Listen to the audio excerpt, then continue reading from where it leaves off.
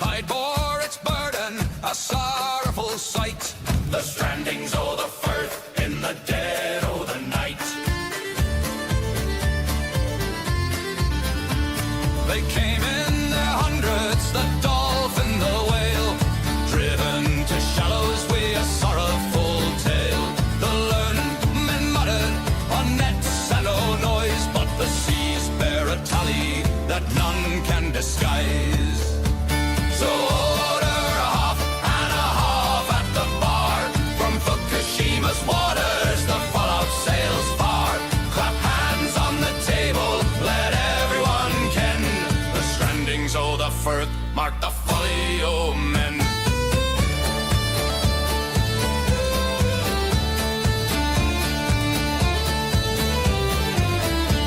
They'll talk all the weather, they'll talk all the storm. They'll scribble their numbers to keep with the norm. But the count only rises, the carcasses show a reckoning carry wherever tides go. From Rasse to Moray, the tidings run grim. The porpoise and mink now drift at the brim. Yet silence in council halls buries the cost, for silver and power would sooner them lost. So order a half and a half at the bar. From Fukushima's waters, the fallout sails far. Clap hands on the table, let everyone ken. The strandings o' the firth mark the folly o' men.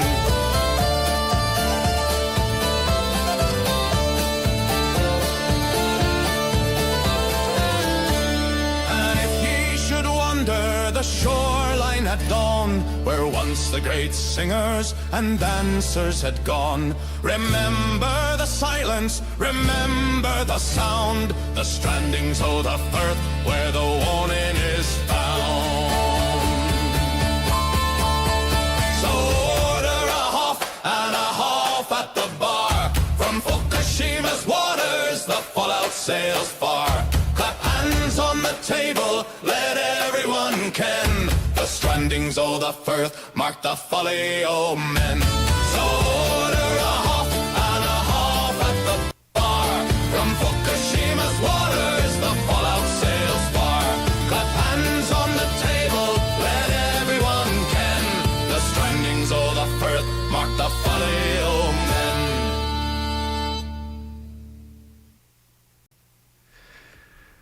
Where'd I go? That's crazy. It's such a crazy song. He's the only guy on the planet that's doing this stuff on top of that. And that video that he produced last night, James Lucid, I put a link in the description for you. It's going to haunt the nuclear industry for 1,000,000 years. Hello, everybody. Welcome. We're going to get into pictures tonight in the second half of recent expeditions to 2 bird colonies here on the East Coast. I'm Dana. Hope you're doing well. And you can call in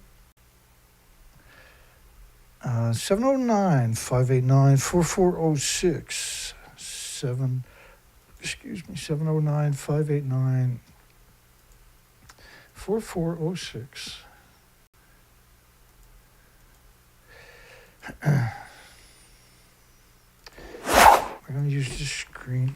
I got to get my headphones off. Nothing worse than having to listen to myself, as anybody knows.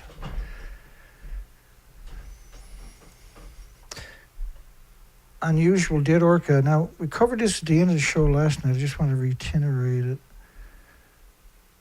This was about 3 weeks ago. What's the date on this? June the 26th, 2025. A bit longer than 3 weeks, Dana. Yeah, I know. Her condition, she may have been struggling to feed for a while. Well, the animal is so emaciated, you can see its rib cages. We got better pictures coming up in a second. You can actually see the rib cages. That's emaciation. That's the unbelievable, inconceivable emaciation. In November 2023, a loggerhead turtle was found on the Belgian beach. There's another one in 2025, that's the wrong one. Washed up orca on the Belgian beaches. Autopsy could not find the cause of death. Look at this whale, it's deflated. It's like, you would think it was like a fake whale or something. This is the apex predator of the oceans worldwide, the orca, the so-called killer whales, because it eats over 340 species. They can prey on beak whales, because they're in groups. They're very family oriented. You can see the peanut head, you can see the shoulder blades, the rib cage. You can see, what you're looking at is unbelievable emaciation. And the way the tail, you got the defined lines, none of these are normal, right? You should not, it should be tons of blubber there, 7-8 inches or plus of blubber. There's zero possibility you should ever see a shoulder blade, unless it was on the beach rotten for, say, 2 months or something. The same thing with the rib cage. None of that should exist. You should never, under any circumstances, be able to see that. And we see that. No clear cause of death has been found. Really. The animal is incredibly emaciated, and there's no clear cause of death. It's at the top of the food chain. The cause of death can be an indicator of the health of the ecosystem. So that's quite a credible statement. That's completely disproportionate to a whale dying, right? So why would you extrapolate something like that out of a single whale?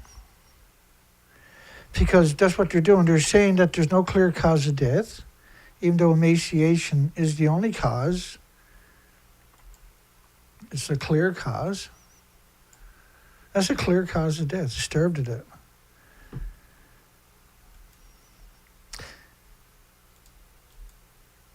And then to conflate that with the health of the ocean, it's a subtle way of social engineering, all of this stuff we're going to be talking about. This is social engineering from the media. The journalists don't like you. They have nothing but disrespect for you, nothing but contempt for you. It's not personal, they just don't like anybody. That's why they get the job. And I know that might sound incredible to you, but you'll see that I'm actually right before the show's up tonight. So this is on a Belgian beach. This is unbelievable emaciation. That's the peanut head, which is all that meat is gone, right? And that's one of the key indicators of severe emaciation, is that peanut head. That's true for all whale species. And so when the media is telling you there's no clear indication of why it died, and it's deflated, it's so emaciated, it has no muscle mass and no fat whatsoever. Now remember the years you're living in, they know the difference. They're not naive. This is not 1970 or something like that where they're still learning, right? They're very aware. It was the first time I've ever seen one on that coast. A few hours later, washed up on the beach and then died. So it was alive. The whale was alive when it washed up on the beach. It didn't wash up on the beach. He couldn't keep his blowhole out of the water to breathe. And so their instinct now is to beach themselves. And remember, they beach themselves all the time to get seals and sea lions, right? It's a regular thing. They have all done it their entire lives. It's not something new. Now, this is day 4 of species die-offs. And the one thing they all got in common is severe emaciation of all the whales. No matter which species it is, we're seeing that particular attribute, right? And it's in a place where it doesn't belong. It's never been seen before.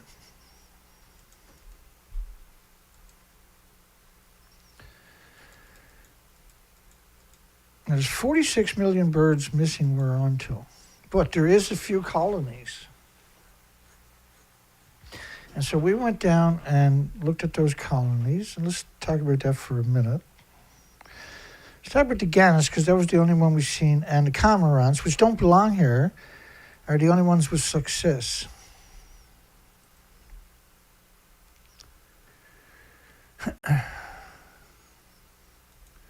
I'll get there. Just give me a second.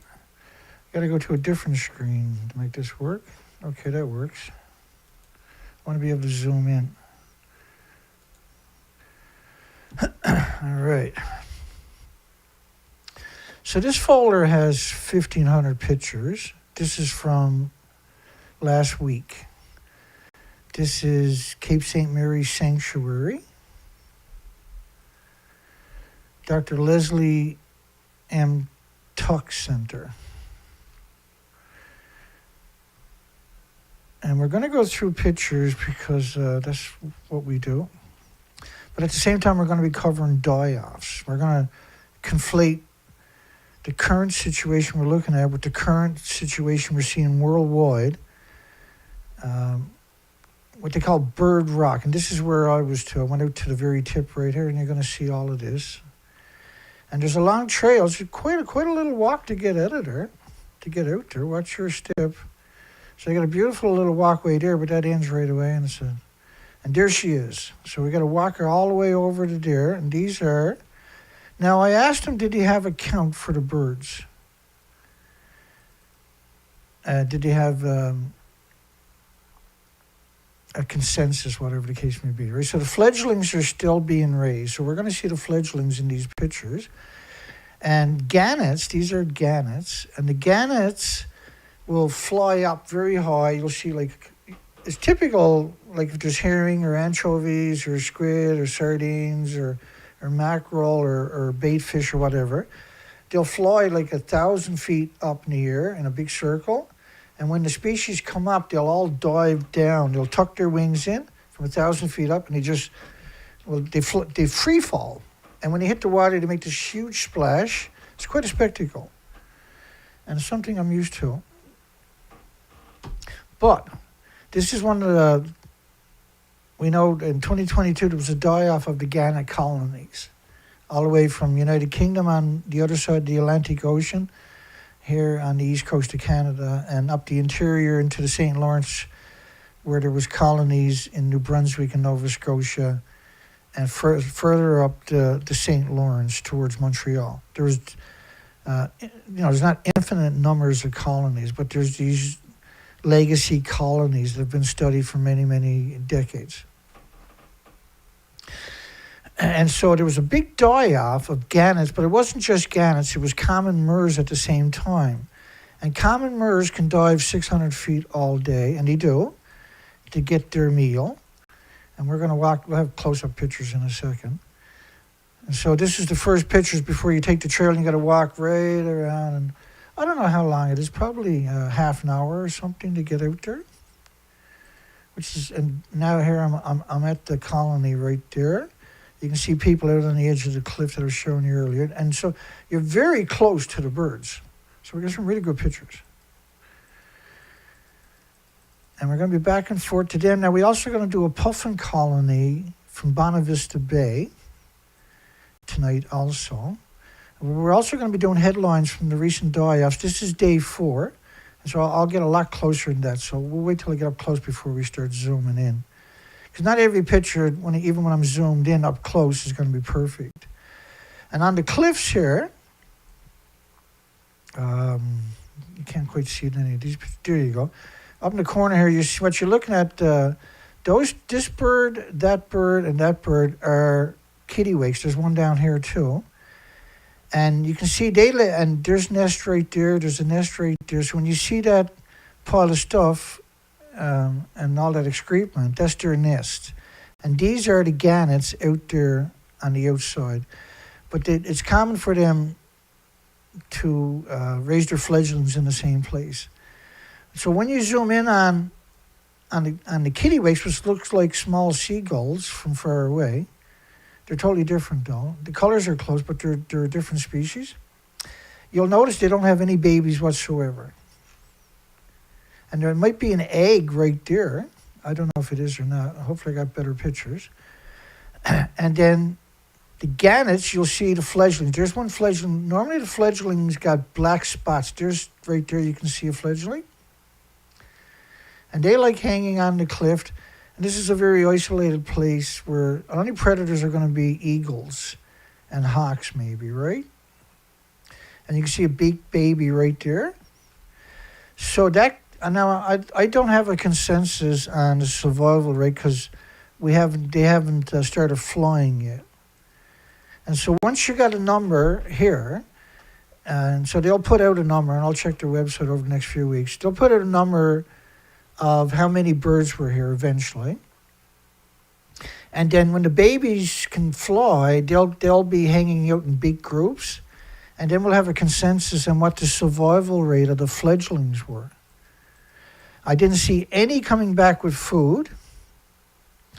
But we're seeing good babies. 1, 2, 3, 4, 5, 6 in the top. 7, 8, 9, 10. That's really good numbers I'm looking at right there, right? So we're going to explore that stuff. And so it looks like they had 40 or better % of fledglings that made it this far. And they look pretty healthy to me. And that's the only time. And the cormorants, you're going to see the same thing. And because they can travel great distances. They're big birds. They're very proficient. There are species left in the ocean. They're not all starving to death. It's just because these are the migratory routes. Now, normally there's 46 million birds doing exactly what you're looking at there. So normally 46 million birds are making this excrement you see on the walls. And so the whole coastline is typically this time of the year, we have the biggest colonies of storm pitchers, for instance, 3.3 million breeding pairs. There's maybe 20 to 25,000 is my take on adult birds here, maybe. I don't know. 3 years ago, there was 40,000. The so-called avian influenza, they say, damaged, might have killed half of them. Last year, it was around 20,000, they said. We got there in the dark, unfortunately. It was just turning dark by the time we actually got out there. And so not every picture is going to be crystal clear. But some of the key, I do have a lot of really clear pictures. Once I get sat down and starts really snapping pictures, it'll get pretty clean for us, right? This colony on that side didn't have as many fledglings. It's 35 to at least 40% anyway. And then we're really interested in the kittiwakes that are going to hide underneath it. That's one deer. And we're not seeing any fledglings for those guys. We've seen the same thing over the last number of years. And there's a colony of them just up the road from me that we've been looking at for the last 4 years straight. And they're missing. They disappeared this summer. They just randomly. And last year, they were there the entire summer. They're there all year long. Same as the ones before, the year before, the year before, the year before. But this year, they're not there. And there's a strip of land that goes out. And there's a chunk there. When the tide goes down, you can get to the other little island where it's a bird sanctuary. And there's up to 2,000 seagulls and kittiwakes live there. And that they're basically feeding on the sewage that's coming up in the harbor. It's bubbling up in the harbor, believe it or not. And you can see it on a good day when there's no wind. You'll see it bubbling up there. And the birds are there feeding on the sewage, right? And so they're also feeding at McDonald's and Harvey's and some fast food joints, right? They'll get on your windshields. You go to the fast food joints, I don't, but if you go to the fast food joints, you'll see the birds on anybody's in a car eating, the birds will be right on the front windshield, right at the front windshield, literally torturing people to throw food out, and which people will do because otherwise you're scratching up their car, right? And so you see all this excrement. There should be 46 million birds in Newfoundland right now. This is the biggest migratory run on the entire planet. And so all we can find was the cormorants, the kittiwakes, and the puffins for colonies. The million generations of other species have stopped coming here at least 4 years ago, and the cliffs are no longer awash with excrement. And once I get into these pictures coming up, we're going to go back to headlines for a few minutes. We're going to come back to these guys. I'm probably, because when I first see it, I'm stood up and doing this, I'm doing that. You got to sit down, you got to get steady, and then you got to snap your pictures, right? And so generally you're going to take 5 pictures of everything, and hopefully one of them will come out really clean. And, the digital cameras have advanced quite far. I have a really nice camera and a really nice lenses, so I will get it right at some point coming up with the camera. We'll see that. And you'll see the same thing for the puffin colony. We didn't see any fledglings known as pufflings. Only one that was taken out of the nest dead and thrown away. And hopefully I got clean pictures of that. I don't know. I haven't been able to get through to the pictures myself, so it'll be my first time going through the pictures too. It should be fun. Outer Bank vacationer spots a 900-pound. We stopped in that story last night. We stopped in this story last night, and this is where we're going to pick up tonight for a little bit. And then we're going to jump back to the pictures of the gannets from last week we took. The puffin colony. And the puffin colony, I was within 5, 6, 7 feet of the puffins. So the pictures are just unbelievable. According to Pier staff, several of them trained as first responders for the Outer Banks Marine Mammal Stranding Network. So the Pier staff, this is something this kind of organization, that's something you've seen pre-Fukushima, by the way. It looks severely emaciated. And they had training in strandings. Remember that? But showed no sign of injury. It looks severely emaciated, no signs of injuries. When these particular whales are threatened, they can shoot ink out like a squid to make a cloud that can master escape. A ninja. They're literally a ninja. And they're severely emaciated. This story got nothing to do with it. This was just a cool story. Brawling bald eagles found tangled together on the road. They were actually on the road. They're on pavement. And so I think the police went there and separated them or something. Oh, we'll jump back. It was likely a fight for territory. I just thought it was a cool picture and a cool story. We don't get too many cool things anymore, thanks to the nuclear industry. Beached whale removed from Jeanette's Pier area. If it weighs 900 pounds, they're not going to put it on a stretcher and carry it, I can tell you that much. So it doesn't weigh 900 pounds, does it? It was 10.5 feet long and weighed an estimated 900 pounds and looked severely emaciated. Well, they're planning on putting it on a stretcher to use for humans. You wouldn't put a 900-pound object on a stretcher to use for humans, would you? Because there's no way the stretcher can hold up to something like that, right?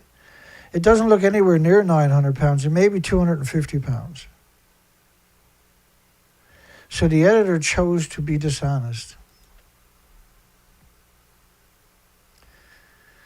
If they move the stretcher back, it's almost the same length as that whale per se would fit into it. That's not 900 pounds.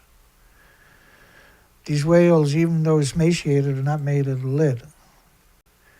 Pippa Hudson speaks to Dr. Tess Gridley, the co-founder of Sea Search Research and Conservation. They make a ton of freaking money, and they refuse to acknowledge Fukushima happened. Thousands of dead seals washing up on the beaches along the Cape West Coast.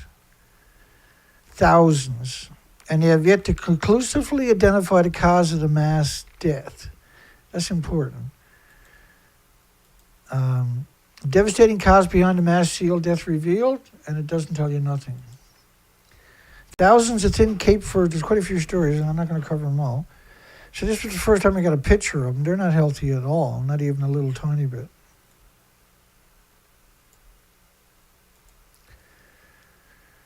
They're not even healthy a little tiny bit.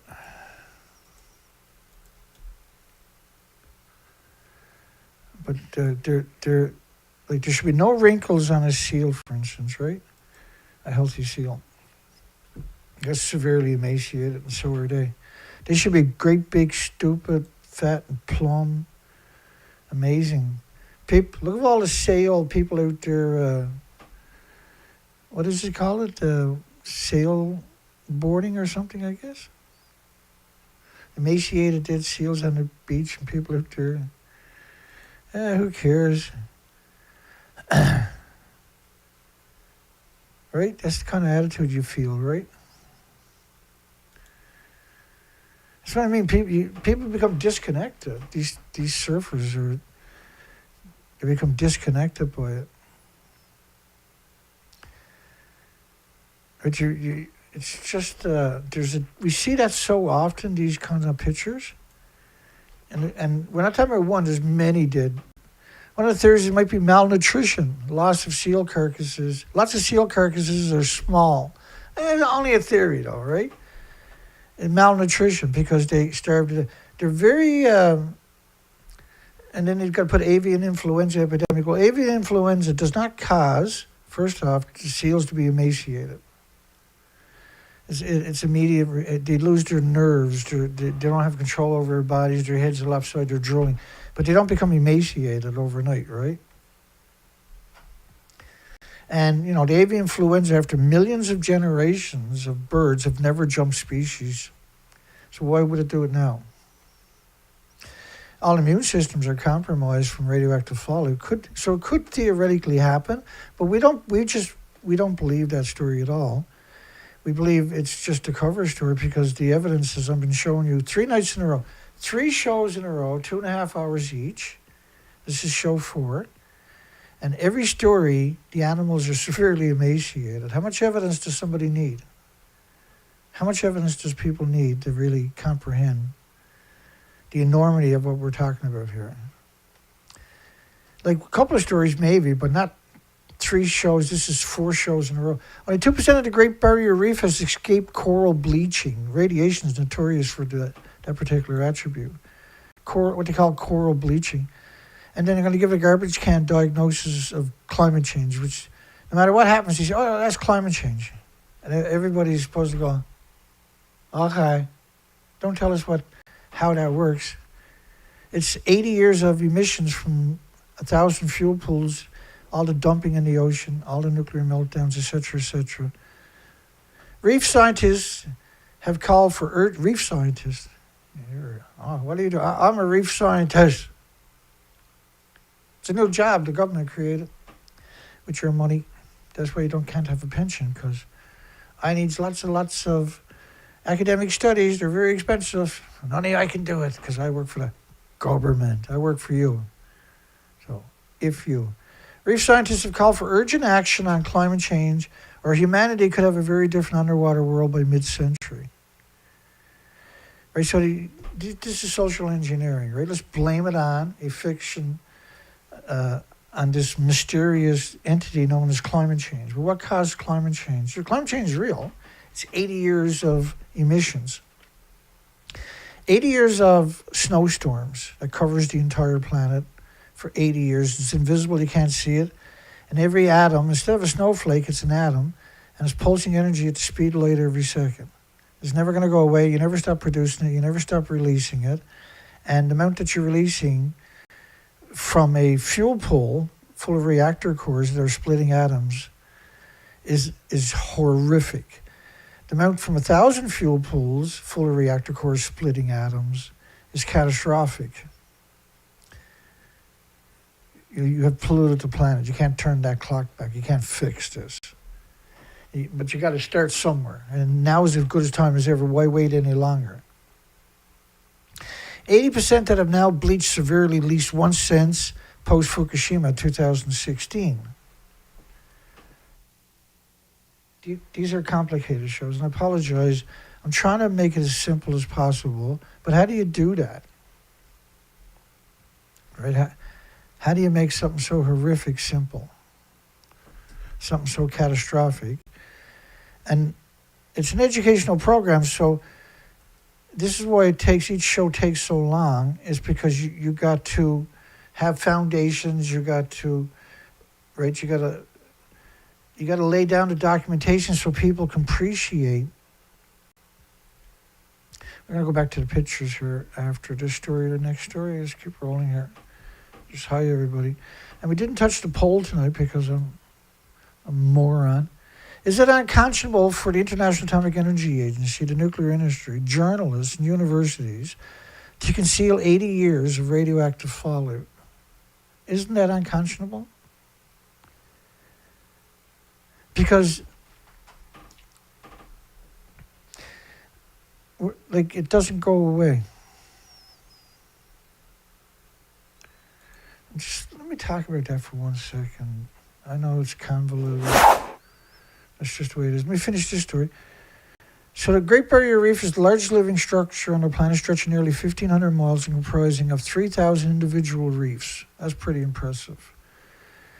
And now it looks like it's been coated. Instead of looking like that, there's nothing there. Back-to-back mass bleaching events, 2016, 2017, 2020, don't give coral enough time to heal. Well, it takes hundreds and hundreds of years to build a coral reef. It takes trillions of microscopic creatures to do it. Okay. That's all well and dandy. So there was, what the hell is radioactive fallout? Let's just have it that for a couple of minutes. Then we're going to go over to the pictures.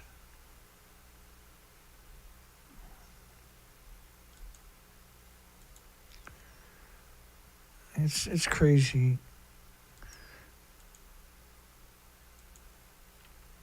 All right, so let's do this. So Japan's reactors melted down and they released radiation. So high concentrations of radiation hit the United States and Canada. The plume was rich in cesium-137, the same stuff they found in the shrimp. And if you looked at all the other species, they find the same stuff, and a lot more than they acknowledge.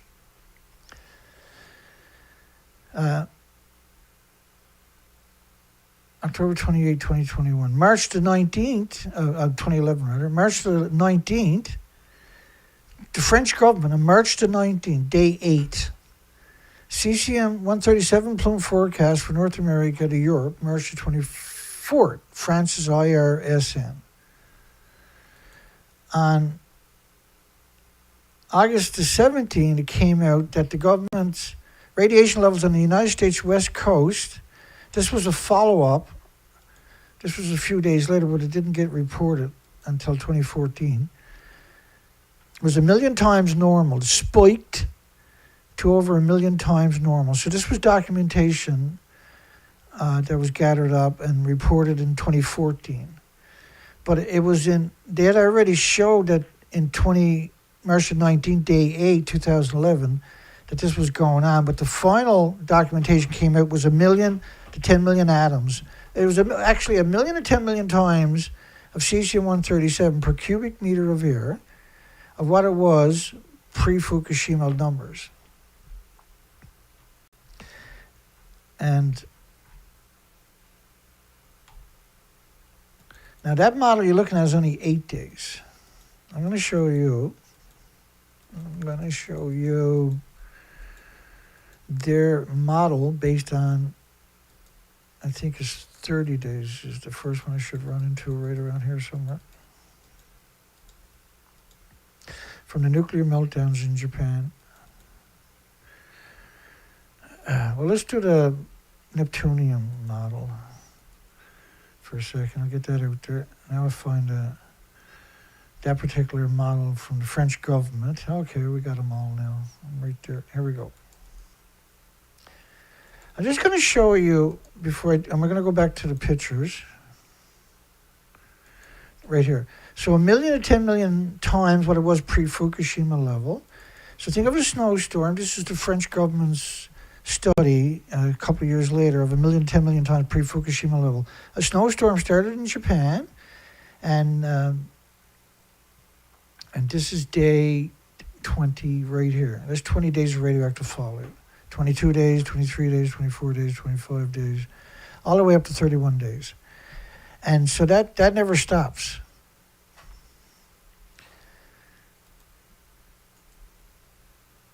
that never stops. And so at 30 days, this is what the planet looks like. At 1 million to 10 million times. Now, cesium-137 pulses energy 600 feet every second. So you're talking about full body X-rays from just the gammas. You can't have gammas where alphas, neutrons, and betas. And they don't mingle with each other. So they pulse energy almost at the speed of light. Have you got anything that pulses energy at the speed of light besides flashlight? This is energy though, right? This is actual physical energy. Each atom does this. And this is a snowstorm of atoms.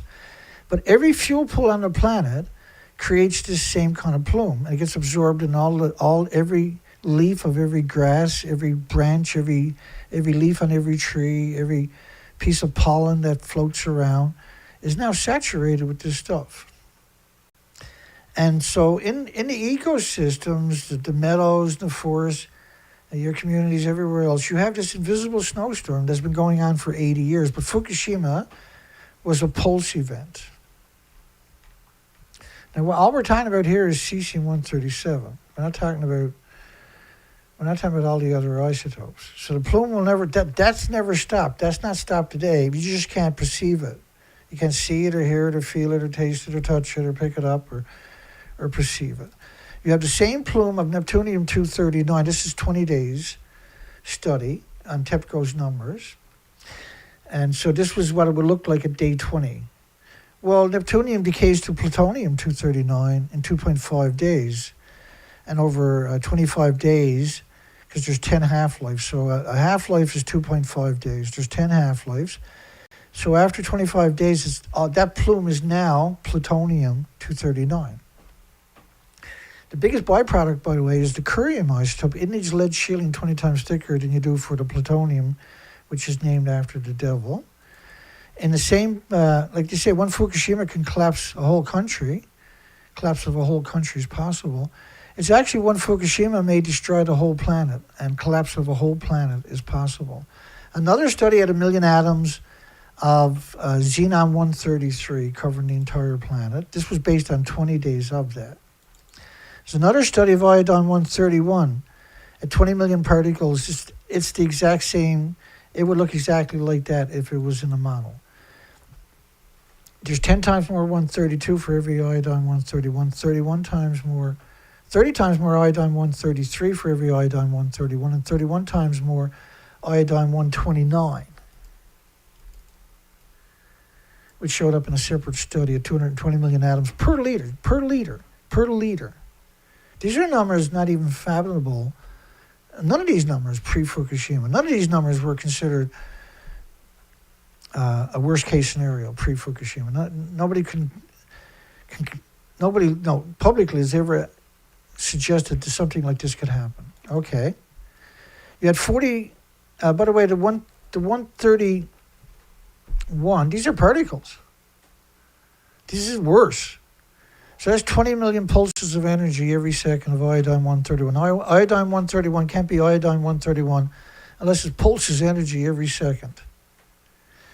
And so the university, scumbag, said it was only 20 pulses of energy every minute. And then at the end of it, he had a disclosure where he gets $6 million a year from the nuclear industry. But you can't have an iodine-131 unless it pulses energy every second, almost at the speed of light. It's a gamma. So that's 20 million pulses of energy in a liter of water of just iodine-131.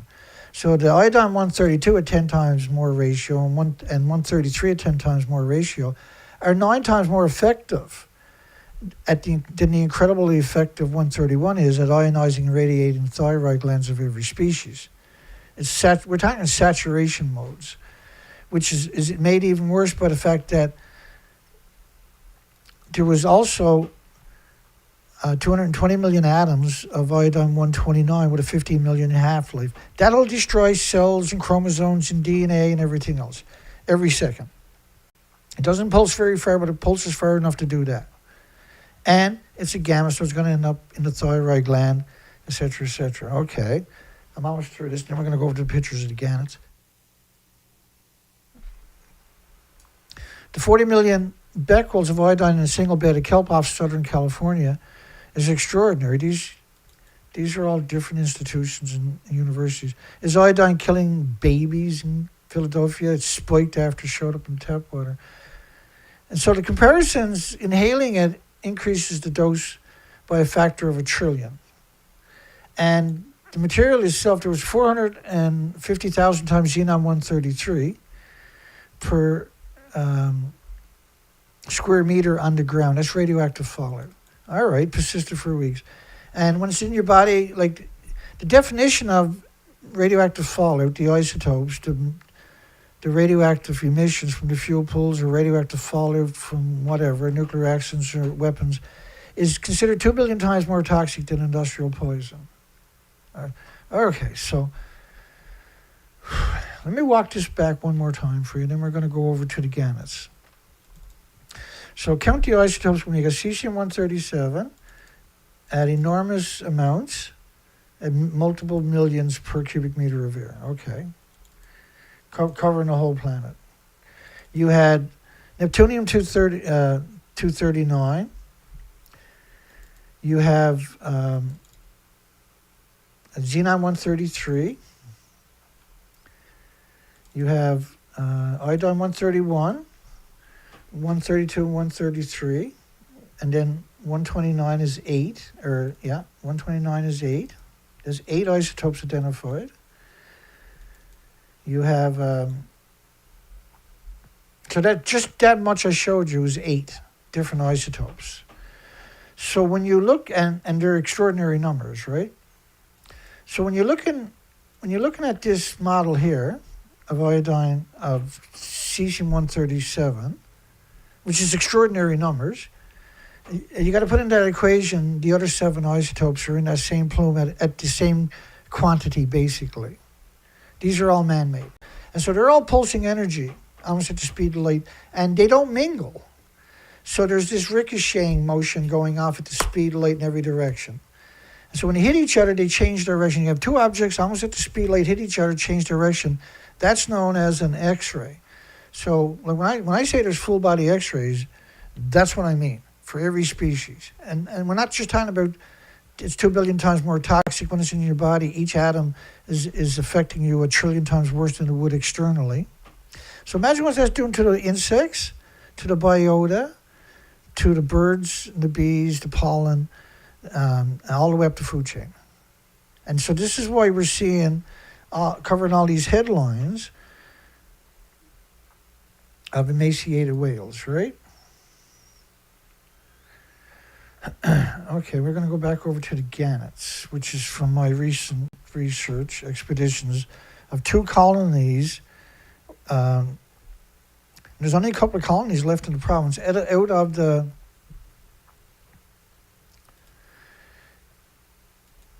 the 46 million migratory birds that are supposed to be here at the same time, we have these 2 little colonies.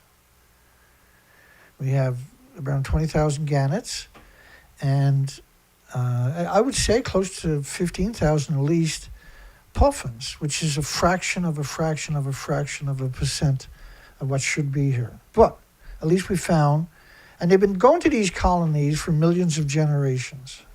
Okay, here we go again. Let's get back into these pictures, and we're going to go through quite a bit this time. Then we're going to come back.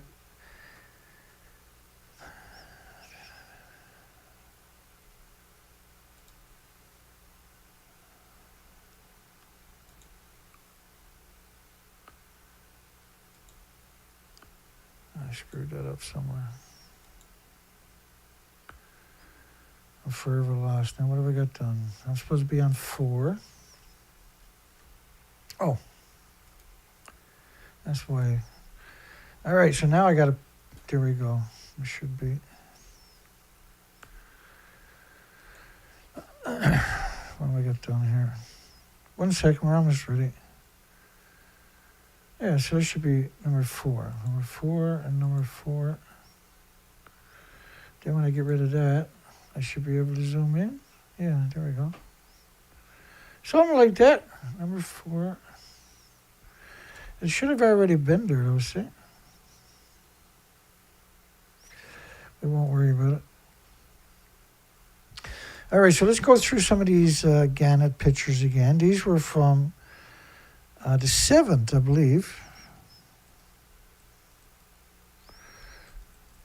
I should be able to bring it up here, actually, while we're talking.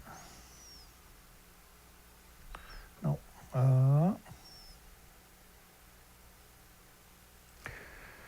Yeah, so we click on a picture, that'll give us a date. Properties. Properties is, hopefully I got the date and time set on my camera.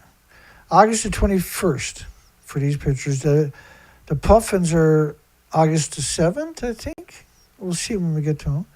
So these pictures were all taken August the 21st, 2025.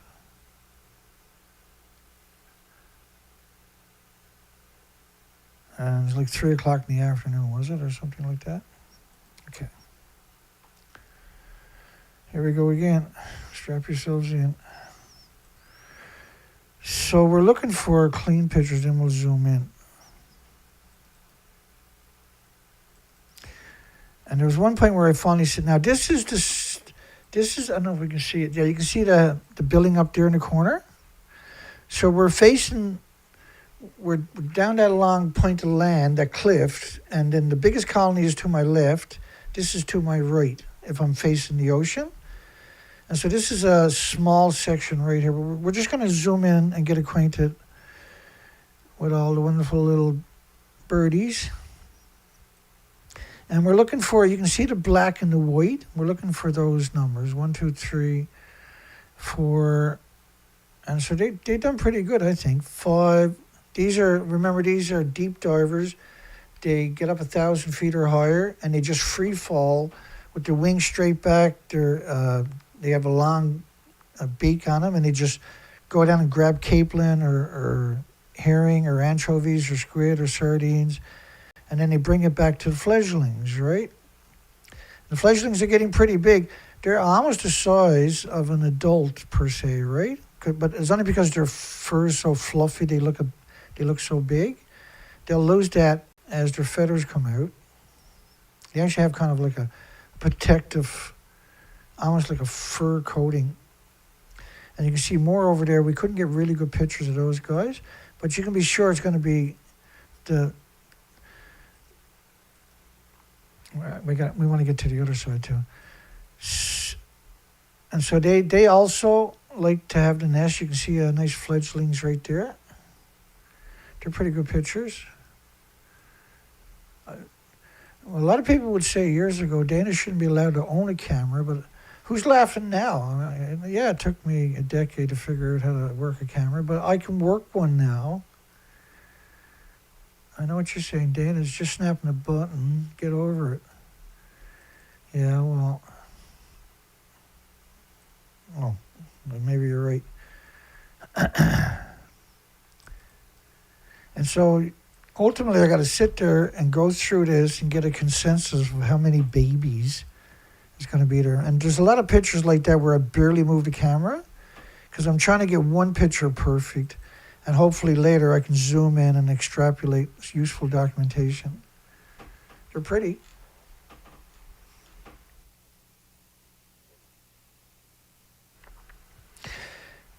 And so the excrement on the rocks here, and there's a lot of this stuff is over, for many years, right? But most of the coastline now is stripped. You eyeballing me, man? I think he was eyeballing me. You're like, what the freak is that? We didn't see any predators preying on him. There was one eagle. Now, they're in the shade. It was 95 degrees there that day, by the way. But they've been there for millions of generations. They've been coming to that exact spot. It's a very isolated spot. They built a road out there and paved it. It's 13 kilometers out from the highway. It's very protected. It's closed most of the year. And they usually got, we met one of the wardens who were out there at the time. They were warning me about getting too close to the edge of the cliff. It wasn't allowed. And I said, look, I'm a researcher. I'm just trying to get some pictures. And that seemed to pacify her. She's a nice person. They have a lot of people coming in transient out there that are volunteers. But each year you want to go out there and try to do a consensus. There's a lot of people. You can see a really small baby back there, right? Look at that. He's a late baby. He's tiny compared to his big brother right there, right? Okay.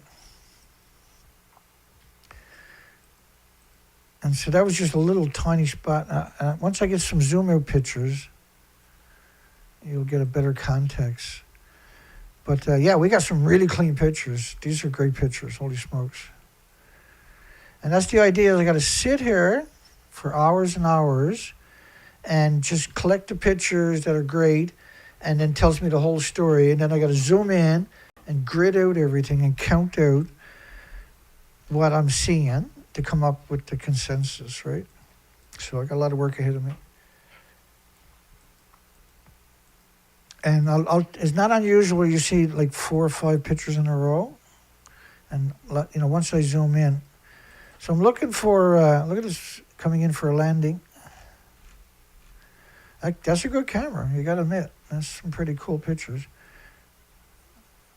So he's there, he's got his head up, or she, or whatever, and this one is coming in to land. Looks like somebody's getting fed. And look how big they're getting, eh?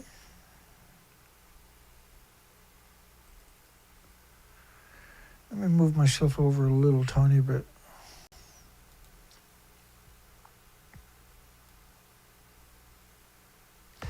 I'm just gonna go make myself as small as I can. I'm gonna make myself as small as let's see how small I can get. That's bigger, Dana. That's the wrong way. That's too small. You see, big enough so my head shines anyway. Let's put me there. If anybody's taking screen captures. And see, this excrement on the rock, imagine 46 million birds pooping all day long. And so the whole coastline was all these nurseries. These are nurseries. And up where I'm to was some of the biggest nurseries on the planet, where there's 46 million birds would show up here and raise their fledglings and fly out of here in the fall. And there'd be 150 million, 200 million birds flying out of here, right? It was really something. It was quite the spectacle. It was magic. Every day was magic. There used to be just this incredible diversity pre-Fukushima. It was amazing. And the nuclear industry had to go ahead and spoil everything and destroy the planet. And this is why we don't want nuclear in space, because if we find a planet with 8 million species on it somewhere, my fear is they'll put a reactor there and eventually all those species will disappear. Because that's all the nuclear industry destroys. It's radioactive fallout, destroys the integrity. And so these pictures are very precious, because in a few years, there won't be anything for the fledglings like the other birds, and they'll go the way of all the species post-Fukushima of starvation, right? We got stunning pictures, though, I must admit, my goodness. I had no idea I was this good with a camera. Well, they make it easier. The cameras this day and age. Just so beautiful to see that. It's just literally a privilege to sit here and say that I was right there and took these pictures. And this is why we fight with tooth and nail every day. You see what I mean when I say I take a lot of pictures of the one spot? Because I'm hoping to get a perfect picture so when I zoom in I can count everything. So they had a pretty good survival rate. They're deep divers. Seagulls are not. Seagulls are scavengers. There's nothing in the tidal zones for the seagulls. And I got to sit here and ultimately go through every cubic meter and then figure out how many babies there, how many adults are there. And not that all the adults are going to be sitting there, but I still got to do that in order to get some kind of consensus. Then wait for the statistics to be released in the fall.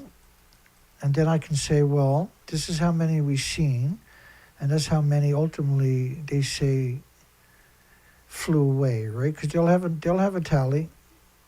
They're doing the same thing. They're photographing it every day, so they have a better tally than me and you. And so that was really cool to see that. Every time I see a baby, it's extra. So you got a dead baby right there.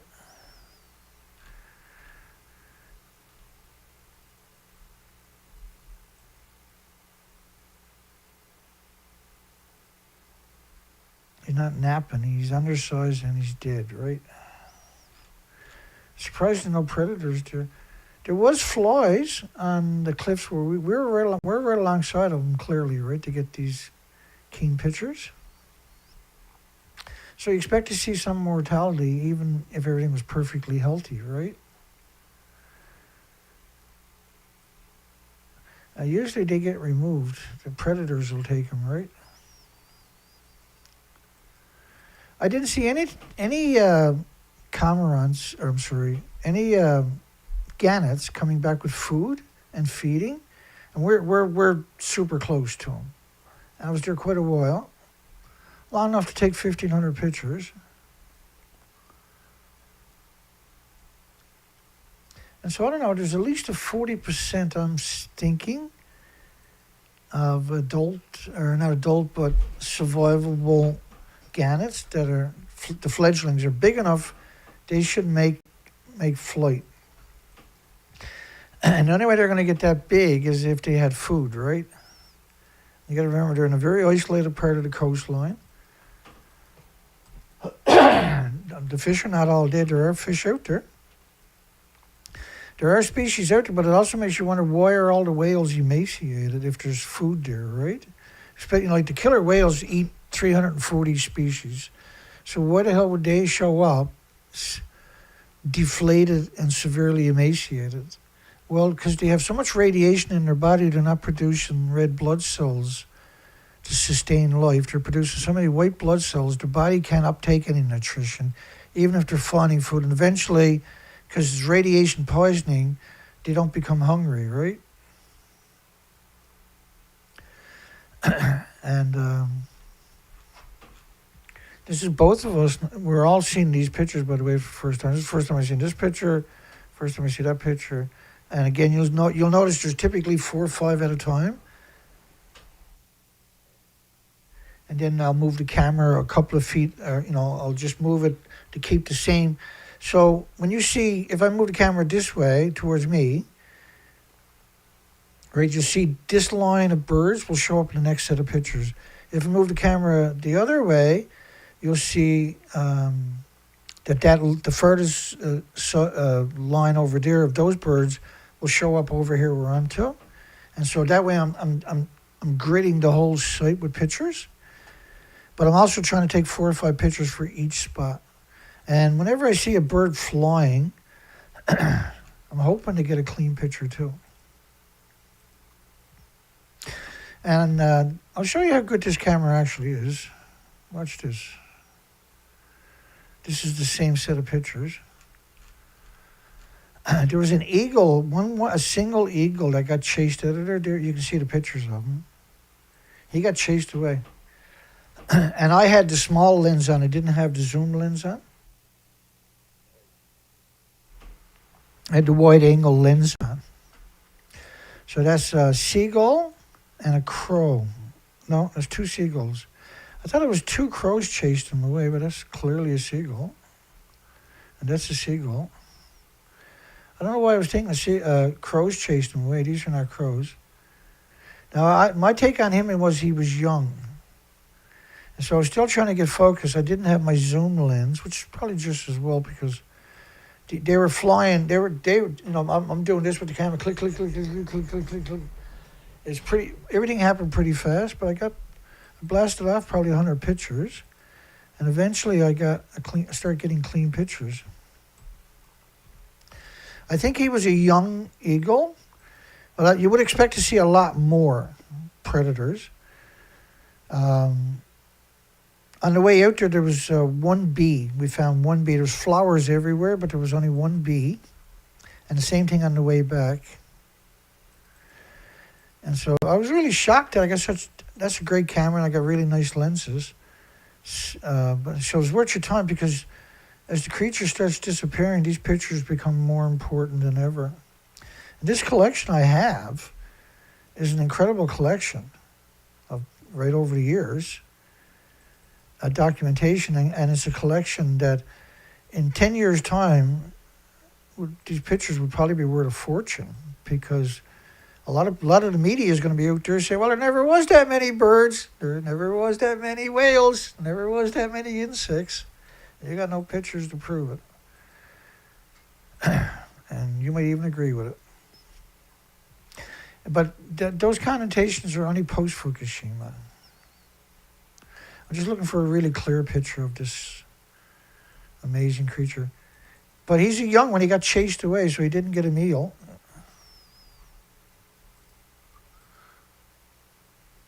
He didn't get a meal out of it. And he doesn't get a meal, he can't raise his fledglings. I think he was a young one, though, personally. I'll find one more close-up picture, or clean picture, then I'll come back to the gannets. I'm pretty sure I've done a better job than I think I did. So, not looking good. You're pretty crappy, Dana. You shouldn't be allowed to own a camera. I can see the comments now. Unfortunately, I got to agree with you. I'm terrible with a camera. I think we're out of hope here. Yeah, he's too far away there. Okay, we'll give it up on that guy. And we'll go back to the other picture, to the gannets. And now we're going to come back in a few moments to the die-off stories. Then we're going to, when we leave that after 10 minutes or so, we're going to start on the puffin pictures. You're going to love that. I got some videos too are just stunning. I'll even duck out of it in case you want to do a screen capture or something later.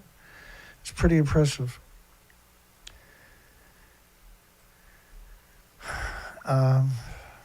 Like you said, everything looks healthy. And that's the only time, and the cormorants, we're seeing the same thing with the cormorants here on the east coast of Canada. But cormorants, so there was a colony we were looking at for a couple of years of seagulls, mostly seagulls. They're raising their fledglings by getting food from the fish plant. There's a local fish plant here that's doing offshore crabs. And so they have all this offal going into the ocean, waste, and that's what they're all hanging out there and getting. There's nothing feeding in the ocean, except for these birds here and the puffins. I'm going to show you. That's there should be 46 million birds, not 40,000, right, total. So there could, there's another well-known colony of puffins, but the only way to get out there is by boat, and I need a new motor on mine.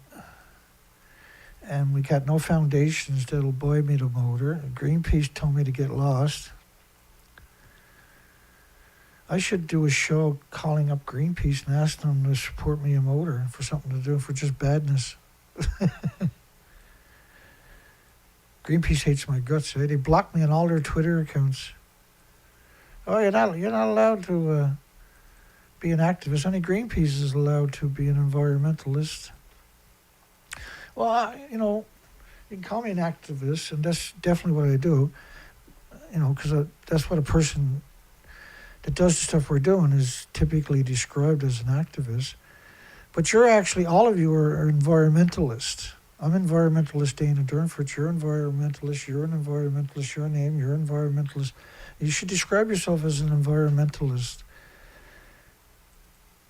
And there's a reason I call myself environmentalist Dana Durnford. Because the propaganda machine uses that same terminology for their propaganda machines, right? But we're the real deal. So a lot of people are indoctrinated. A lot of people are indoctrinated by this insane system. You know, the nuclear industry has 1,000 public relation firms dedicated to protecting the nuclear industry and social engineering. All the media will participate in social engineering campaigns. Like, there never was that many birds. There never was that many whales. Whales have always been emaciated. There's all kinds of these campaigns going on from 1,000 different, well-funded yearly, controlled typically by the International Atomic Energy Agency, coordinated through the International Atomic Energy Agency and the World Nuclear Association lobbying group. World Nuclear News is just one facet of it. And we have big, beautiful, healthy fledglings that are absolutely, these guys are adorable. That's adorable. Tell me you don't want, you don't want to look at that little fledgling there and you want to grab it and hug the shit out of that because it's so adorable. Don't lie to me. If you had a stuffed toy when you were young that was as cute as those fledglings, you still have it in your closet or somewhere. You would never part with it, right? Nuclear industry has taken it all away from us, destroyed it forever. No future generations. That fledgling that's there on the ground, that doesn't. That's not unusual. You can see that one right there, right? But typically they're up and on the go in the daytime. And so the pufflings, the puffin fledglings, we don't see any in the pictures whatsoever. We know the colonies have failed multiple years to lay eggs. This is a migratory breeding ground for the migratory birds. They'll come here, raise their fledglings, and in the fall leave again, because this is the abundance of the abundance. It's the cold Atlantic Ocean. It's got the most oxygen. Not anymore, clearly, but it has a 200-mile continental shelf, and the continental shelf is a nursery for the ocean marine lives with shallow water. And so it was a very abundant, very magical, has always been up until Fukushima happened. This was an incredible, amazing event every year with 46 million birds. The skies were always full of formations. I've never seen one in 5 years, not a single time.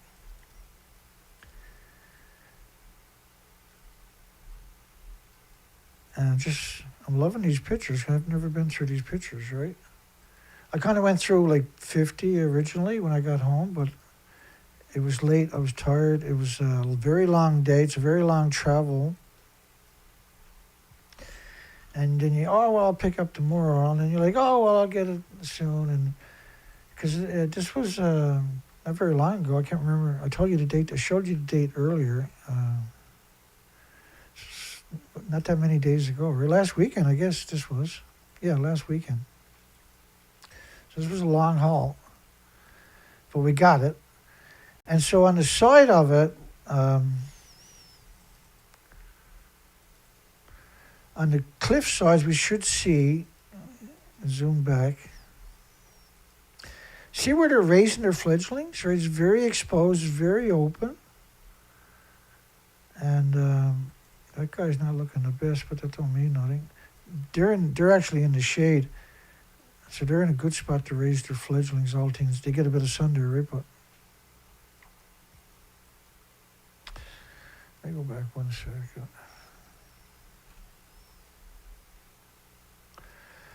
That bird doesn't, that fledgling doesn't look too healthy.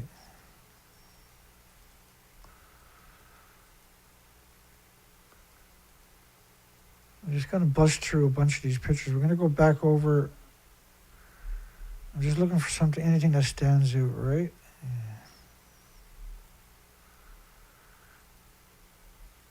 I was looking for kittiwakes before I jumped back into the die-off stories for a little bit.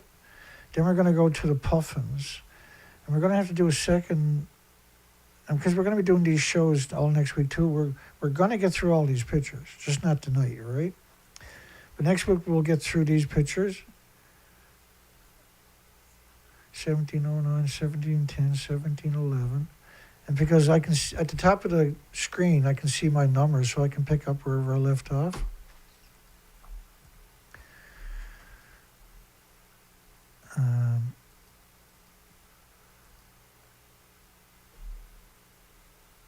And so I got a habit of always taking the extra pictures of the same in the hopes that I get, but you know, digital cameras on a beautiful sunny day are very forgiving. I'm just looking for anything that stands out. And so they got quite a few fledglings here, and just in this one picture. Just wonderful. And we've never seen that in all the years. And so this is very encouraging to see something. But the reality of it is, there's 46 million migratory birds are missing. Just because we found a couple of colonies, the nuclear industry, well, Dana's full of shit. There's lots of birds. Look, he's showing it on his show. Yeah, but what about the 46 million birds? And think about that excrement. They're all pooping all day long, feeding all day long. All the babies are pooping all day long. But they're also pooping over the landmass, right? And so that's nutrition for millions of generations that the trees and the bushes and the plants are dependent upon. The biota, the insects are used to every year, at that time of the year, of all this extra nutrition / excrement showing up, right? That's another dead baby. That's the same one. Yeah, it's a dead baby. You expect some dead babies. We haven't seen very many. So as you go further, I'm looking for a zoom out picture where, because what I'll do I'll zoom out when I'm taking on a new direction with the camera. So there's 3 separate groups, right? So if I'm going to the next group, I'll zoom out, get a wide shot, and then zoom in with each shot so I know where I'm to and what I'm taking a picture of.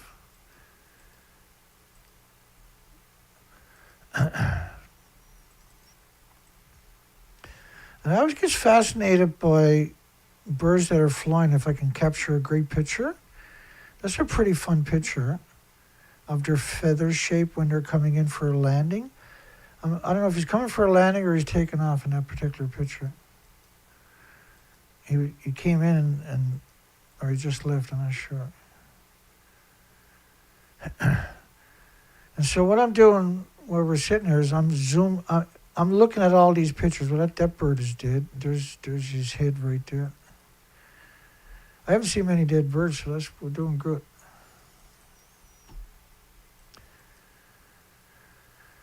And then we're looking for undersize. We see one basically.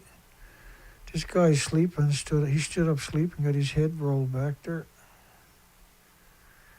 They're very flexible at that age, right? The fledglings. So we can say the current cormorant colony, Cape St. Mary's ecological reservation, had done pretty good. I think they've done pretty good. I don't know for sure. I didn't see any birds coming back and feeding them, but that don't mean nothing. I was too busy taking pictures. So there's another dead one right there.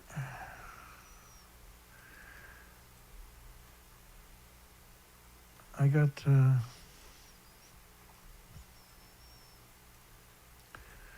I'm good. At this stage right now, I'm getting pretty good at spotting anything that stands out in the pictures just from, that's the same one? Is that the same one I zoomed in on? I think so, right? Yeah, he's dead. Yeah, you're gonna get some dead birds for sure. Let's go to the next picture. And you see how the camera barely moves. And now, I should have a standard. I got no excuses. I know better. So I don't really have a great excuse. What's this guy here? Who the hell is that guy? He's got an interesting pattern on his wings. Hey, look at that. Like there's an adult right alongside of him. He's an adult. But look at the interesting pattern that he got. He's a cutie. That's interesting. Was he like a last year, or 1 year or something?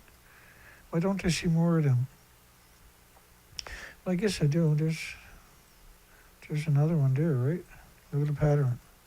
We don't see many with that pattern, so maybe that's a 1-year-old. There's one there, one here. They certainly stand out, don't they?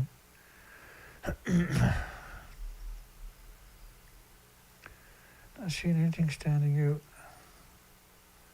So, like these pictures, I'm coming towards me with the pictures down the side of the cliff. Hopefully, I keep going down the side of the cliff. Because I'll do that, and then I'll move over, and then I'll go all the way back up again. I'll move over, come all the way back down again. He's sitting on a nest, that fella. He's pretty disciplined. They must be so disciplined to raise their babies on a cliff. There's another one. What a beautiful pattern. Must be a different genre of the gannets.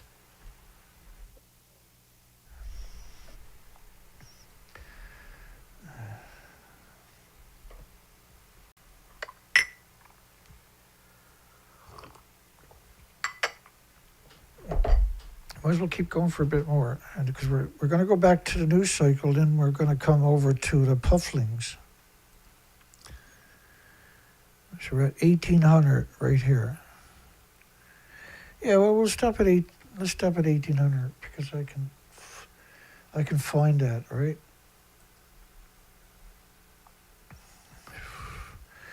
Is it unconscionable for the International Atomic Energy Agency, the nuclear industry? I'll make myself a little bit bigger.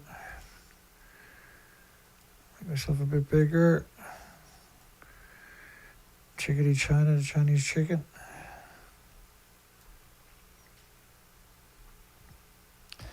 A bit bigger.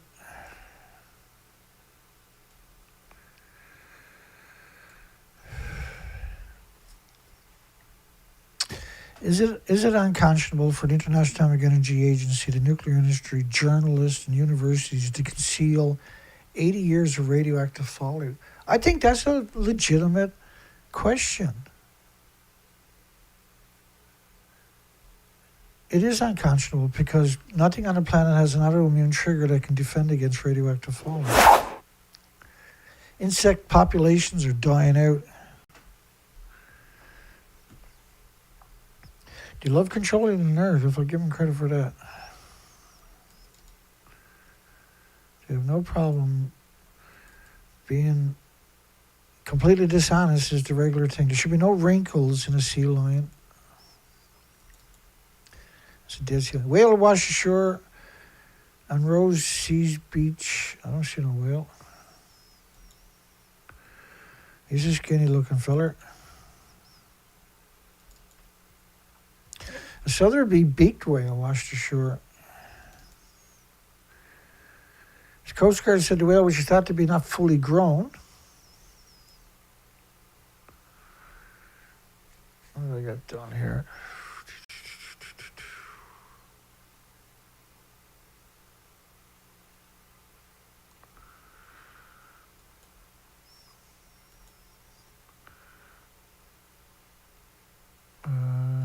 Here. Yeah, there you go. Because I fixed that earlier so that I can... Because you know how sometimes that part of the screen will be missing a couple of letters on the front? That's why I use this window now. Southerby are rarely seen so close to the land edge as they favour offshore water to the west of the United Kingdom and Ireland. So they shouldn't be there in the first place. South Africa investigates alarming rise in seal deaths along the Cape Coast, 2021. Channel 4 commissioned TV event to discover what exactly is killing our planet's whales. So, you know, that's going to be great. And you had all these sperm whales washing up. They were all emaciated. That was the consensus. We've been covering that over the last 3 days in particular. And we've never seen like 2 whales on a beach pre-Fukushima. Channel 4 commissioned STV Studios produced a TV event, Critical Investigation to the Most Arresting Victims of Our Climate Emergency, the whales that wash up and die on our shores in greater numbers year after year. More than 12,000 stranded. So they're talking about, when they talk about, they lump whales and porpoises and seals and sea lions together, so to speak, since the 1990s, which was after all the radioactive fallout from nuclear testing killed many, many species and destroyed the whales. That's when you, like, when they go back to the nuclear testing era and say that was the last time they seen any die-offs, then they're not going before the nuclear era, they're going to the prime nuclear weapons fallout. That's when the cancer clusters in the 70s appeared worldwide. Quite a coincidence. Or it was caused by radioactive fallout. There's never been a more critical time. It was a cancer, what they call it, the cancer epidemic started in the 70s after they were deep into the nuclear explosions. It was a nuclear war. I mean, they're blowing up nuclear weapons worldwide. Some of these weapons were equal to like 400 nuclear bombs going off at one time.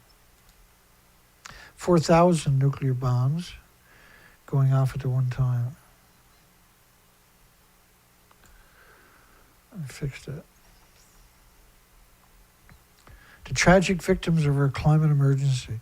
So their investigation was, instead of calling it climate change, they called it a climate emergency. The lowest form, they got endless money to produce this propaganda. Veritasium, when he got his start, like now he's got like, I don't know, 20 million subscribers or something. Every video gets millions and millions of views. You know how he got his start? He made documentaries, and we called him out on it, for CNN. And no matter what you looked at, he equated it with how many bananas. So it was about nuclear. He went to Chernobyl, he went to Fukushima, and no matter what the dose was, he equated to this many bananas is equal to 100 bananas, 200 bananas, 500 bananas, 10,000 bananas. That's what the dose is. And we called him out. We stuck it to him. That was on my other site, which had 24,800 subscribers for almost 5 years. Never lost one, never gained one. And then when we were out looking for spiders in the woods on a research expedition, they took the site down. Researchers give us a taste of the past 72 hours dealing with the seal die-off. All you've seen is I've seen some mussels, a few mussels, and I can't even remember the name now. So long since I've seen one in my real life. That's severe emaciation you're looking at, by the way. That's catastrophic emaciation. That's surreal emaciation. Where his skin is like a blanket or something, right? And they're supposed to be really fat, really plump, no wrinkles whatsoever. A frightening phenomenon gripping the shores of the west coast, both seals, young and old, starving to death. Thousands of dead seals are washed up on the beaches. They were starving to death. And we covered a few stories earlier about the same event, and none of them gave you any idea of why they died, just that they died. They were invoking avian influenzas, climate change. But they starved to death because all of this is post-Fukushima. And I explained to people earlier, hopefully, you know, if you're watching now, you'll watch the rest of it that you missed later on. That'll get you up to speed of how the radioactive fallout created that environment that we're seeing now, where all the species are showing up emaciated. Those numbers were just for the tail end. New numbers and data have yet to be released. So,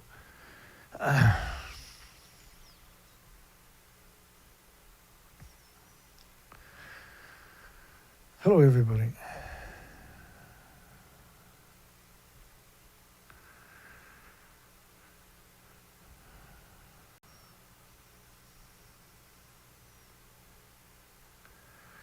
How's everybody doing?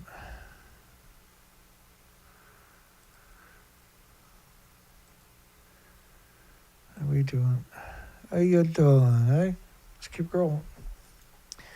Members of the public passed on by thinking the seal was asleep, thinking it might bite their dog. This is one of the hundreds of animals who died over the weekend. I left the animal and found a second skinny youngster, weak and emaciated. They starved to death, right?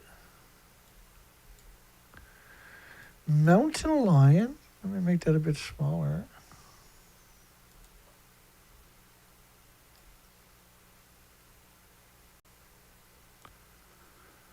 What am I doing here? Making it big. Oh, that's the background. Oh, I think I'd have it cut. I think it's just cut off in this one. Let me give it one more try though. Yeah, the word mountain lion is cut off. It might show up here. Yeah. Mountain lion and bear sightings shake up. Now, we predicted all of this, that the mountain lions would start coming down into the communities. And the story is 2021. I think, they talk about, I do believe they talk about how the environment is too dry or something. And Rocky, he got chewed up by a mountain lion. He survived. A mountain lion typically could kill a dog instantly. He said, I've never seen them at the house, never. There's definitely less mice and rabbits this year, so something's up. Something's up. One radio-collared female lion arranged in the front county died recently, she wrote. As the mountain habitat dries out, that's an incredible statement. That's what's happening, because the radioactive fallout wiped out the bacteria and the fungus for the most part in the meadows and the forests, which is the foundation for the biota, for the microscopic animals, which the combination is the plants need that to soak up water, the fungus and the bacteria to retain the water for the roots and everything else. Right, the plant can't survive without the fungus and the bacteria in the root system. It's dark and damp and wet. And because of the Fukushima effect now, you wipe that out, now the earth is soaking up heat. It's no longer soaking up water. And so when you have rainfall now, instead of getting soaked up because there's no bacteria, fungus, no biota, and the biota, by the way, breaks down the foliage and the litter in your forests and meadows.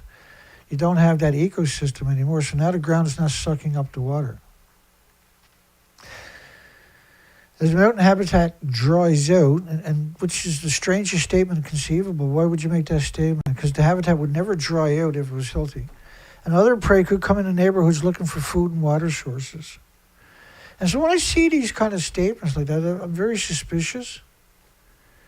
Because you really got to be switched on to appreciate that is happening.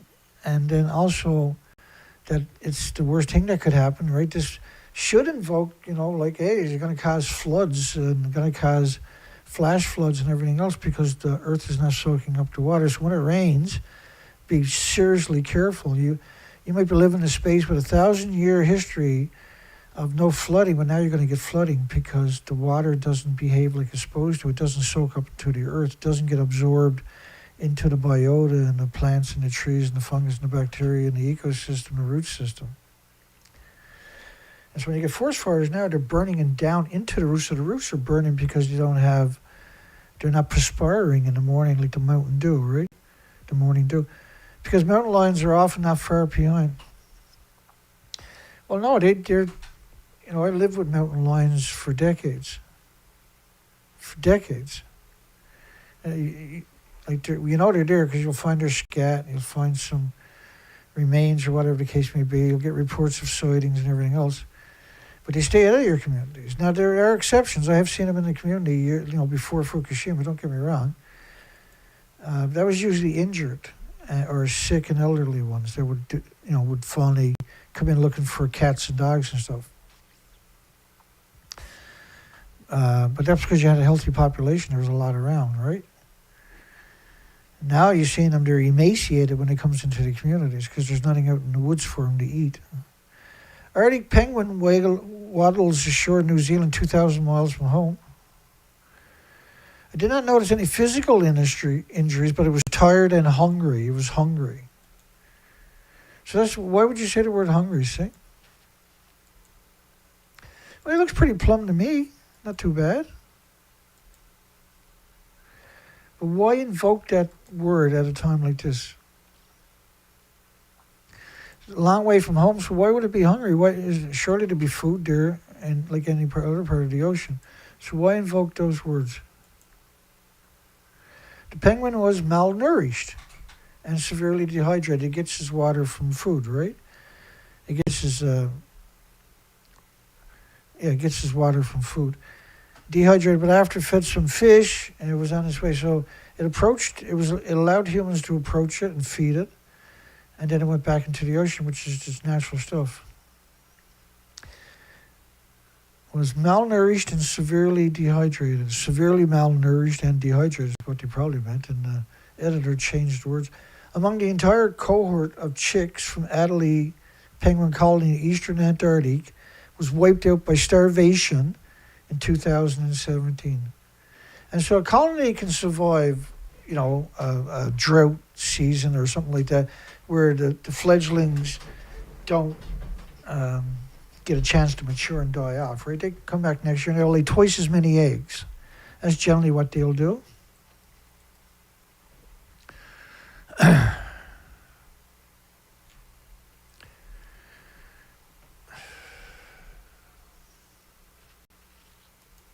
So they're wiped out by starvation. More than 18,000 birds died in Western Cape avian flu outbreak. So be very careful when they assert that the birds died of the flu, these particular cormorants, right? Because that was a story they were pumping out heavily for several years. They still are, but they kind of lost their momentum. So the endangered Cape cormorants, we have cormorants here, they don't belong here. They're not supposed to be here. They showed up 5 or 6 years ago. And everybody was confused at what they were looking at. Let me go back to that story for a second. So just because they're making an assertion they died of the avian influenza, we've covered this stuff when it was happening in all the different reports. And starvation was part of that elixir at the same time, right? There was many other species. They were trying to conflate, and I'll give you an example of it. I'll give you an example, actually, because we're going to start doing puffins really soon here in the next 10 minutes or something.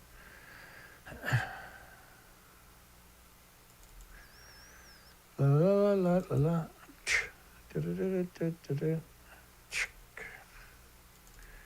Maybe I got it right here. Yeah, starvation.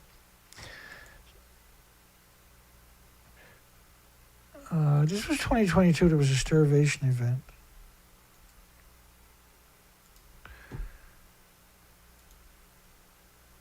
Of different species. And this was East Coast of Canada, United States. And it was the cormorants, we were just talking about it earlier. It was the cormorants, it was common murres, it was dovekites, microscopic eaters. It was quite a few species. They were trying to conflate all of them, and at the same time they were trying to blame any roadkill on avian influenza.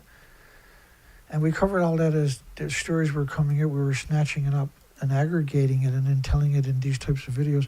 The Great Shearwater were the primary casualties at this particular place. Now, this was a stretch of coastline. On both sides of this city was die-offs of other species too. Birds, seagulls, ducks, terns, cormorants. They have died from starvation. So they confirmed the birds died of starvation, but the communities on both sides in Canada were sending their specimens to the same laboratory, government laboratory, and they were declaring it was avian influenza. In the middle of it was this independent city that done their own laboratories, done their own research, and they determined that the large number of dead birds on their coastline died of starvation. The state issued announcements suspecting highly pathogenic avian influenza, HIPAA, to be killing birds, including seagulls, ducks, terns, and cormorants in the coastal areas of Massachusetts. No highly pathogenic avian influenza was found. They confirmed the state-labeled dead birds they examined as emaciated. All were emaciated, and the consensus is they died of starvation. And of course, Africa, a very impoverished country, was just going along to get along with the United Nations. Huge whale dies after getting itself stuck on rocks with the English Channel. The whale is severely emaciated, stuck on rocks. How can you ever look at a journalist series again? Right? How does that friggin' work? Excuse the language. How does that work, though? This is severe emaciation is what you're looking at. And you don't need to be a journalist or an academic to appreciate that. It's severe emaciation. The 19-meter long fin whale, 60 feet long whale, was sick. Oh, well, thank you very much. May I have another? It was sick, was it? Sure, it wasn't starving to death, emaciated. A total of 10 whales were found in 2015. Including a group of 7 in a single incident. And this was polar whales. That's not a polar whale there, though. That's severe emaciation. You know, they're not the fin whale is not really a thick type whale, but it's a lot thicker than that. So that's emaciation. That's starved to death. Second largest mammal in the world. Only blue whales are larger. Migrating birds hit hard by the California drought. Winged warnings.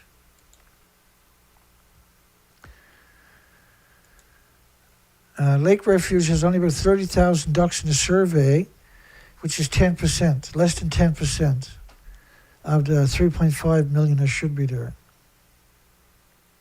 I'm sorry, 1%.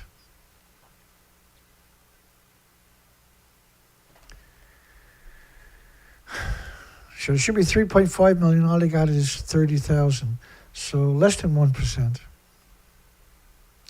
0.75%. Ducks and geese are wired to go through drought. They don't fall out of the sky. They have wings. They move where the food and water is to them. That's right. I'm concerned we're not going to see the population come back. They've been going there for millions of generations.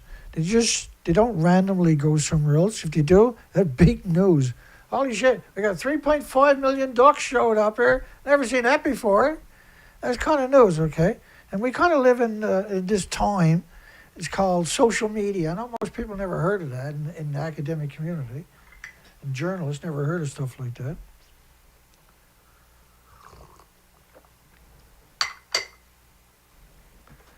You know what's crazy is people that don't use the internet. There's quite a lot of people that don't use the internet. And they'll tell you the internet is just full of lies anyways, full of bullshit. It's not worth looking at. Only their loving TV will tell them the truth.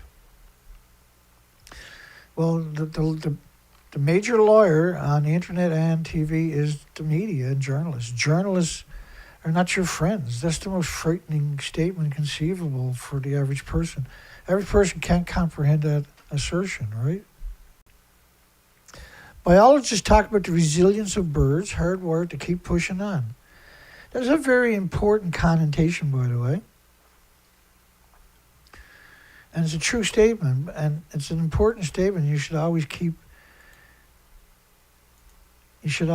it in your mind when we talk about this stuff. Is they're hardwired to get through tough times, droughts, and everything else. 2/3 of North American birds are at increasing risk of extinction because of garbage can diagnosis, climate change, without quantifying it. Everything. Any abnormality now is climate. Well, that's climate change, Dana. Okay, yeah, I'm an expert. You have a nice day now. You don't argue with me. Climate change. Juvenile golden eagle tagged as number 2210824. Lay splayed on his back on a stainless steel necropsy table. He had been discovered dead on the ground and emaciated. Emaciated. It starved to death.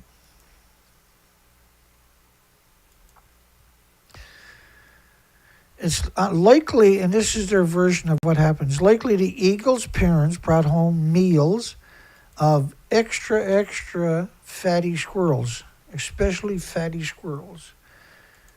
I love this one. And then the fat from the squirrel got on the wings, and therefore that's why they died. Really, the most batshit crazy statement imaginable. Streams and creeks are not running like they typically would. No, because the glaciers are gone. You don't have the cold water coming down, feeding the ecosystem to supply food for many of the species, right? You're not regulating the temperatures in the rivers, the streams, and the coastlines because your glaciers don't exist anymore. Heartbroken conservationists.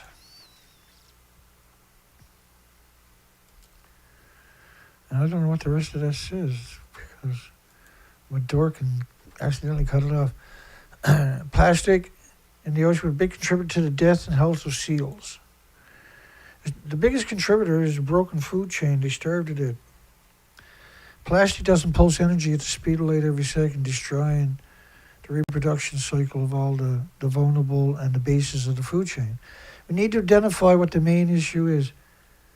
Yeah, the issue is you people are scumbags.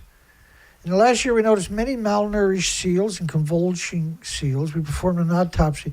When the animal is severely emaciated, it'll have epileptic seizures and everything else. We perform an autopsy. You can't conflate that with bird flu. They're emaciated. Emaciation is not a byproduct of avian influenza. We perform an autopsy and it showed that they have low body fat and they are starving. They have no muscle mass, they have no body fat, not low, they have none. They burnt up all of that, and that's why they're showing up dead, is because they have nothing left in them nutritionally to keep them alive, right?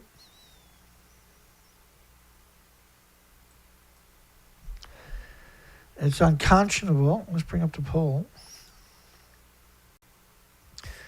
It's unconscionable for the International Atomic Energy Agency, is it unconscionable for the International Atomic Energy Agency? We're going to do the Puffins pictures right now. The International Nuclear Industry, the journalists, universities to conceal 80 years of radioactive fallout. And I think that's such an important statement. All right, let's go after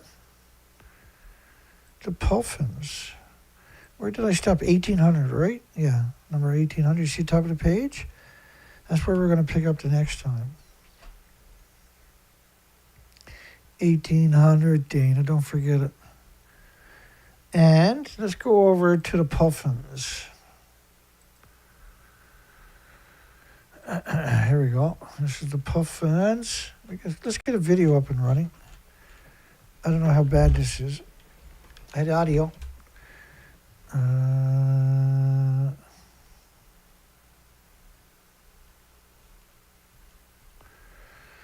I think the Puffins are, let me try over here. I think they're down here. Down there. Let's see what we got. I got no idea. Hopefully it's not hideous.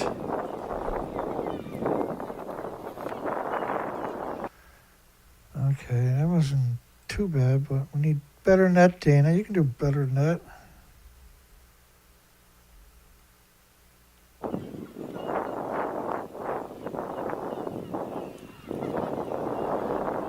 It's just a couple of feet away from me. They were 6, 7, 8 feet away from me. They went down and hid away. Like, hey, Dana's there, get the frick out of here, dog.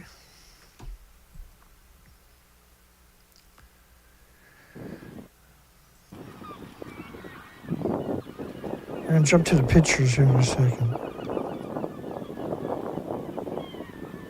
It was right at my feet, literally just 4 or 5 feet away from me. I was panicking because I was trying to get a video before they hid away. They got a nest right there alongside of me. Okay. Let's go to the pictures, which are deer, pufflings. And on the way out, there's a little colony of gannets. Here we go. Where's Dana? There's Mr. Bighead too. There he is. There's a colony of gannets. There's a couple of seagulls hanging out. And we're just going to look at these pictures right quick. That's a young seagull. That's a new seagull right there. So we have some gannets down here. There is some baby gannets there. And hopefully I got better pictures than that. I know, actually it looks better on your screen than it does on mine for some reason.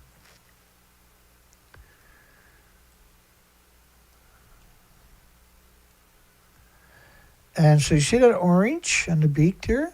That's typical of an adult. And then the white, like yellowish, I should say, is the babies, is the new generation. And that was I think I got better shots after. This was on the way out to the colony of, and we're going to get there. I think I got, I'm pretty sure I got better shots after. Cleaner shots. Because they are a long way away from me. So when I was coming back, I got a lot closer. So we'll worry about that after. And these are all gannets. Now, gannets don't belong here. That's a baby something right there. There's a couple of babies, but it looks like, let me see that again. Right, there's one small one there and a small one there. I think they're baby something else though, not gannets. Or cormorants. These are cormorants, not gannets. That would be a young one right there. We know over the last number of years we're seeing the cormorants have more survival than, for the seagulls we're only seeing 4 to 6% survival rate. They're scavengers, they don't dive or anything like that.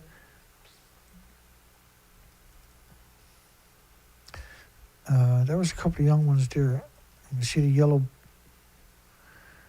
on the beak, on the bottom beak.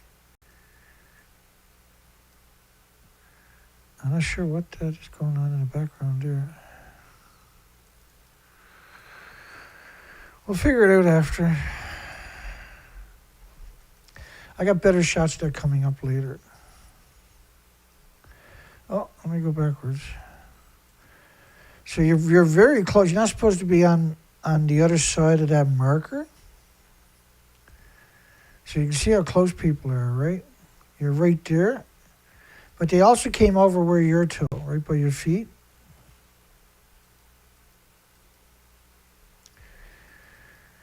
And so here we go. That's not the best picture. We got better pictures coming up in a second. That's the outside island. So I'm zoomed out, way out. That's why those pictures are not that great. I'll zoom back in a second. We'll pick up from there. Because I got better shots of that, right? There's another island, a third island out here. Right, so you're seeing, these are all puffins too.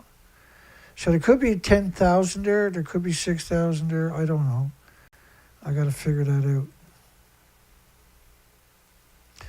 Something's roosting. Oh, this is the kittiwakes are roosting. This is their colony. Let me go back.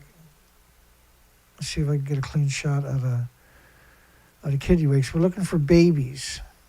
And because they nest in the absolute open.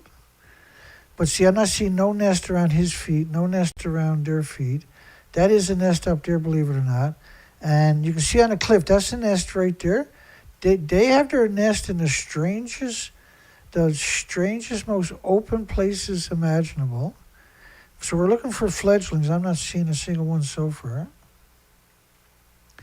But all that excrepant you've seen, that's where they would have had their nest. That's emblematic of a nest. Now that whole island should be all excrepant.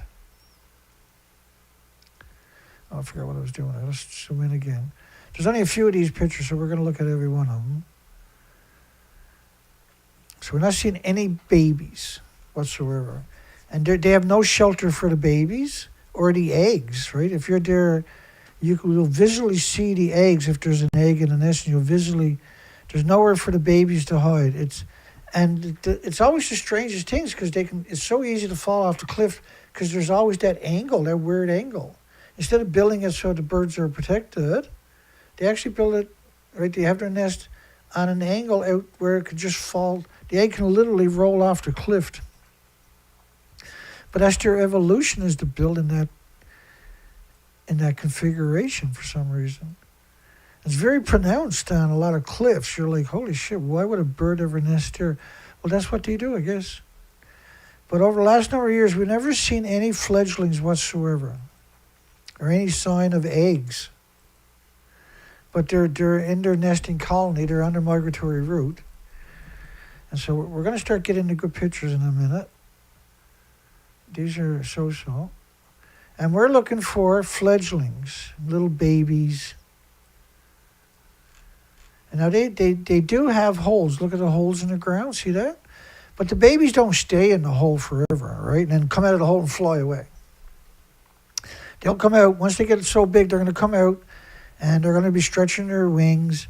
Half of them might be in the hole and the other half will be out getting sunshine and warming up and getting acclimated to being on this planet.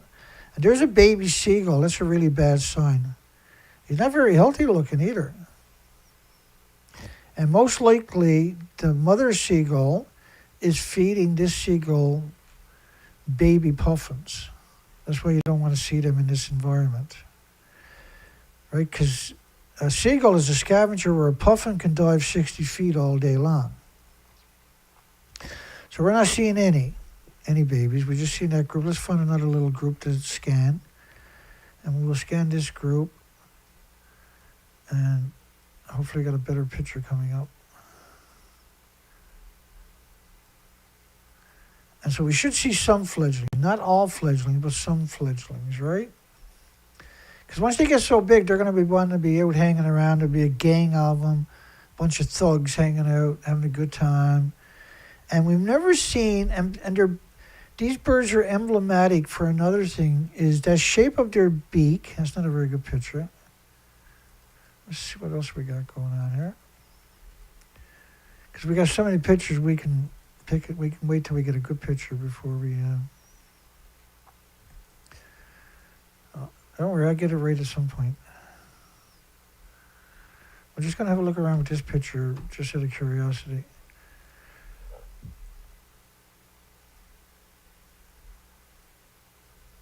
And so you should see the baby fledglings. They call puffalings. And the beak, they'll come back with capelin and anchovies and small fish in their beaks. They'll have 3, 4, 5 fish stacked in their beaks to feed their fledglings. This is an emblematic picture of them. And so the only one we've seen was a puffin come back with nothing in his beak, go in and grab a baby and bring him out of the nest, was very undersized, and just throw him away. But I had stopped taking pictures, and I immediately put the camera up and I zoomed in. I must have took 60, 70 pictures of that one spot. And so we'll keep an eye out for any birds that are coming back and landing, because I was getting good pictures of those to see if they had food in their mouth. And a seagull is the last creature you wanted to see in a vulnerable system. There's another seagull. They're looking for babies, right? They're looking for food. They have no young ones there themselves. So they're going to be predatory. They're, like a seagull is. When I was young, we would make fun of a seagull, like mimic a seagull just to get a few laughs, because it would eat like you can't even imagine. So when you got a fish, like you got a 5-pound fish, 7-pound fish, and throw it in the water, the gull will grab it and swallow the whole friggin' thing. So eating a baby puffin is not out of the realms of reality, right? We'll get better pictures. Let's find some better pictures. Well, I think I'm zoomed out too far with these pictures. I'm doing the outer edge. So when we get... I go backwards. There's a bird flying there. You see a bird flying, you want to look at his beak area and see if you can see any food hanging out of it. There's nothing hanging out of that guy. I don't know if I think he was coming in for a landing, but... So this one was, I think, coming in for a landing. Go back. Yeah, you can see him. He's right here. And then he's going to be right there where my finger is now. The next picture. Right, see that? So he was landing. Let's go backwards. 1, 2, 3. I think he's landing. 4. I didn't see. So there, is that the different one?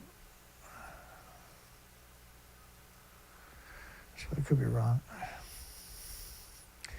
I'm just saying you got to keep your eye out for, and they're the cutest walkers you'll ever see. Like the way they walk, it's literally like something out of a cartoon. It's one of the most amazing things you'll ever see. But I seen, the only fledgling I saw was a baby being tossed out of the nest. And these seagulls, when you have a starvation event going on, these seagulls they probably got fledglings close by, and they're looking for any dead babies, any small babies they can snatch. He's roosted right there, look at that. No fledglings, nothing whatsoever. And, like they do have tunnels where they live into too, but they'll come, once they get to a certain size, they're going to come out and hang out. They're going to start flapping their wings. They're going to come out and get sunshine. They're not going to stay hid away. They're not like a storm petrel where they're only out at nighttime.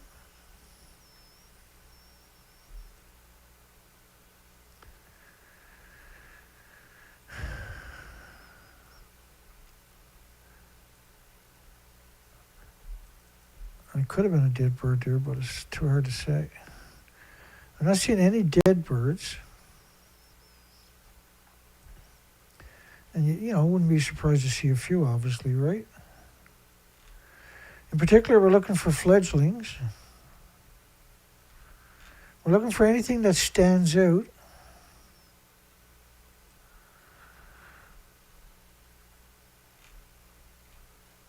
And when you see a group of birds, and we're going to start booting through a few pictures because we got a lot, and there's no need to stay just. I'm just looking at when I move far enough. Oh, see, I go back a little bit. So there's a bird right there and a bird up here. So let's look at this bird up here. He's coming in for landing. You can't tell whether he got anything. We'll come back to that in a second.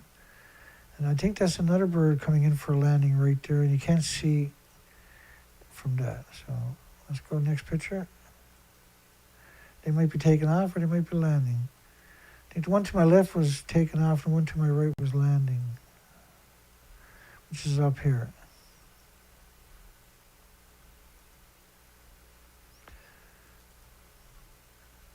And I can't spot him now.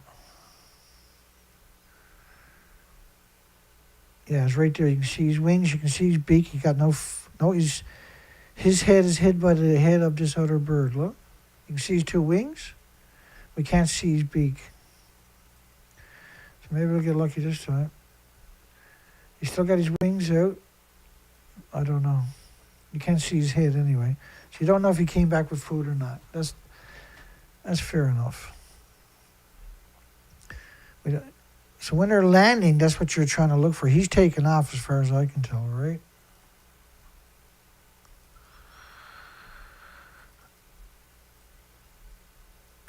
This bird here looks like he might be coming in for a landing. He's got no food in his mouth if he is. He's right there behind me. Let's go one more picture. Yeah, he's coming in for a landing. You can see his beak. He doesn't have any food. Is that a baby in the bushes there? Right there? There's something there. I'm going to think it's a small one. What they call a puffling. And they're kind of like the gannets where the babies will stand out. They're distinct. And so if you see him, you'll know there's a puffling there. There's another one with his wings up. I don't know if he's taking off. No, he's landing. There's another one up there coming in. He's got nothing in his beak. I think he's landing. Let's watch him for a second. Or he's leaving. Yeah, I think he's... One more picture. I can see him. He's coming. Okay. Did you see him up there? He goes across the top of the screen with his wings up there, that guy? He doesn't have any food, but it looks like he's coming in for a landing. Let's do it again. Yeah, he's coming in for a landing. We can see him right there, almost coming in for a landing. He's going to land there somewhere. He has no food in his mouth.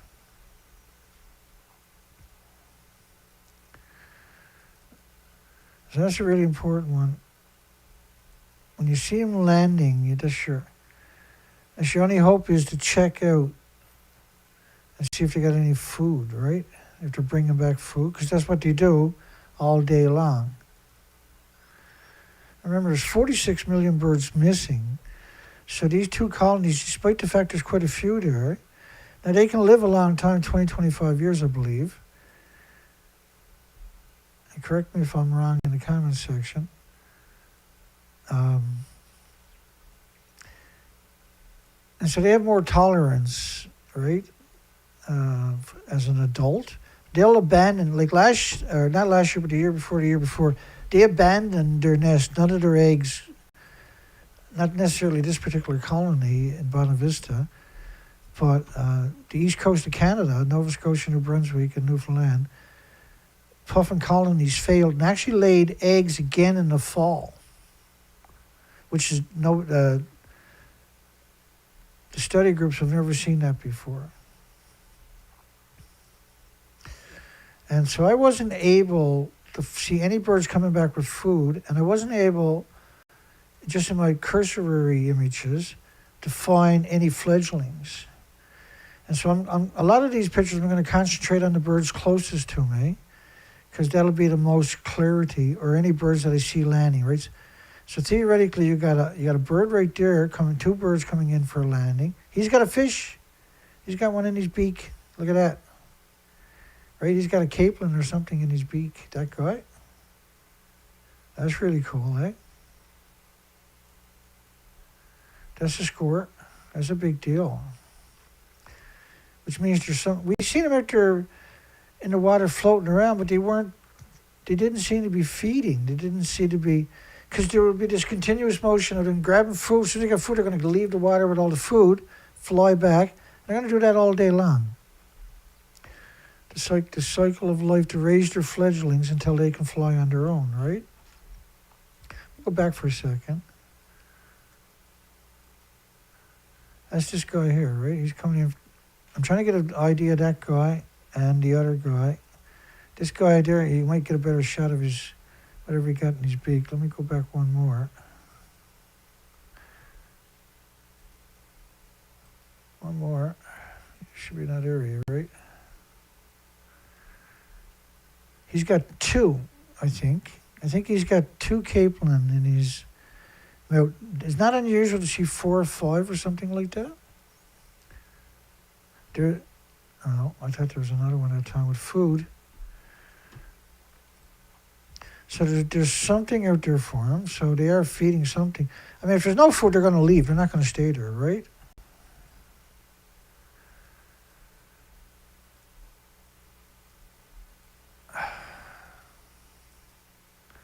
So we're looking for birds that are coming in and landing in particular. And hopefully we can get a frontal view. He's coming in for landing, that guy. I'm looking at this guy here. Yeah, I'm looking at you, buddy. We're hoping to get a headshot of him and this one there. He's got a capelin. He's got a capelin in his mouth, that guy. That's coming in for landing. And we're hoping we're going to get a headshot or something close so we can see where he's got.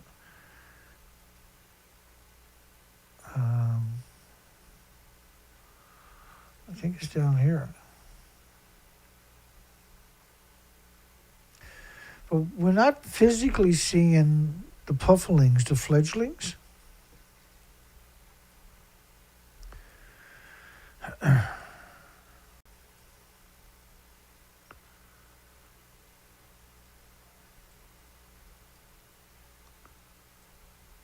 Which is crazy.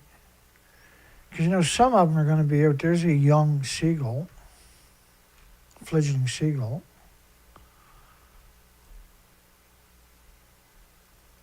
The scavenger, the cockroach of the bird kingdom is a seagull.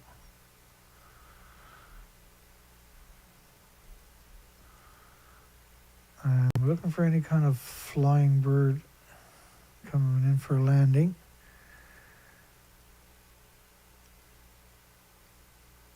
And the seagull is notorious for stealing food from the puffins too. right? And it knows when they're feeding, it'll hang out there. When the puffin comes up with a bunch of food, the seagull will peck them and make them drop the food. Now, we've seen seagulls killing puffins, too, a couple of years ago. They were actually killing them and eating them. Instead of stealing their food, they were killing them because I guess they weren't bringing up enough food for them. So, too bad, got to eat the source. There's a young seagull there. You can see a couple puffins out in the water.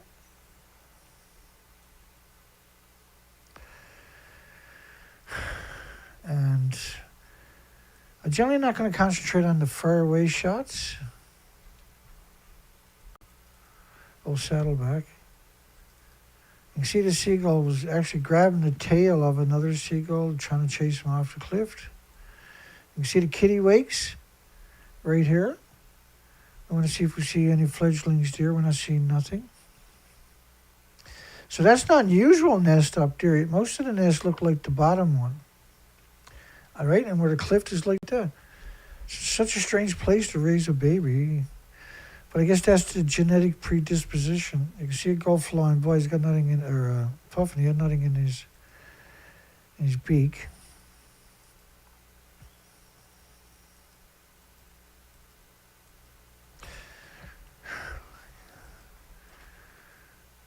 Looking for anything that stands out. Oh, that's nothing. That was just a. I don't know if he's landing or something. Let me go back a picture. No. He just got his wings out.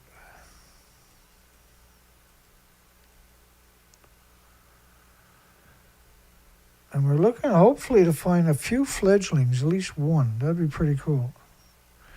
We're not seeing any dead birds, I don't think. I think the seagulls will clean up anything they see. If it's unattended.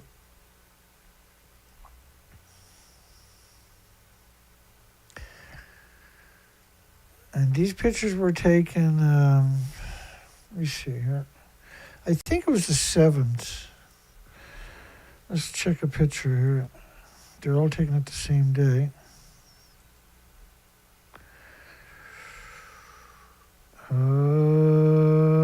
August the 24th. August the 8th. Oh, because I transferred them. Yeah, it was accessed tonight, right? But August the 8th. August the 7th? I thought it was August the 7th. These are August the 8th pictures.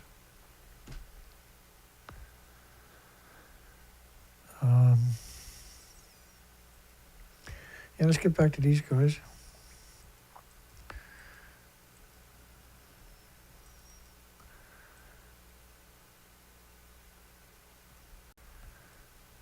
They're amazing birds, though. They're so beautiful up close. I got some up-close pictures. Let me go find some up-close pictures, because we've been at this quite a bit. Let's get this picture up here. Look at that. Oh. Who's the pretty bird? You're beautiful, eh? And so with that colorful beak, they stand out. Now, they dive 60 feet all day long to feed themselves and their fledglings. But if there's any fish there, the color is not visible, so it's really easy to spot any food in their beaks when they're coming back, for me anyway. Let's see if we can find a really good picture. That's pretty cool.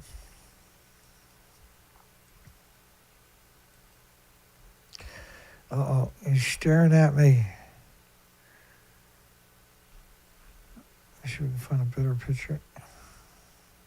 That's pretty nice.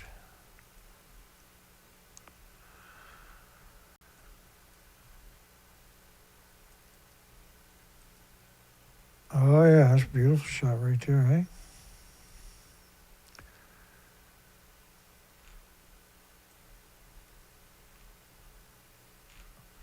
surprised I'm not seeing any flies around him, though, to tell you the truth. Because they're so persistent. You expect to see flies right here, close to him anyway.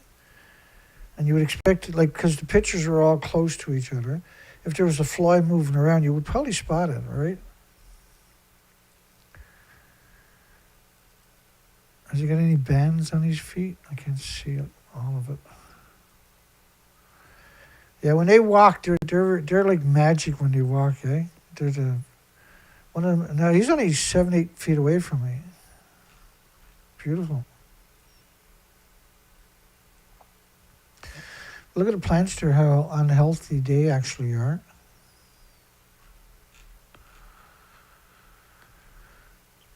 Which is no big surprise, I would imagine, because it's very hot temperatures, there's no rain, the earth is tender dry.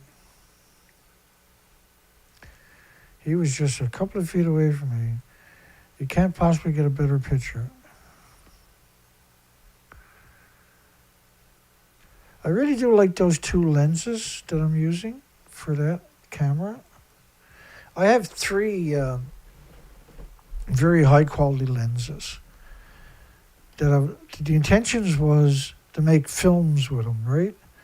But you need a micro four thirds camera, which is my main camera here is a big Black Magic micro four thirds 3-inch chip, right? It's a really high quality. But my Mark IV camera, after 100,000 pictures, gave up the ghost on me, and all the beating it takes on the ocean and the boats and the Zodiacs and on the beaches and everything. Gave up the ghost, and I don't have a micro four thirds camera. But I have these three lenses that are micro four thirds that have 13 lenses on each of them. They don't have the motor. They're manual adjustable. So all three of those lenses, Rokino, or I can't remember the name of the lenses for some reason.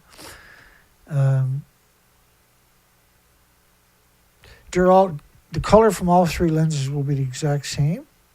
So the color, you won't have to do as much color blending as you normally would, right, to get all the pictures to be the same tone.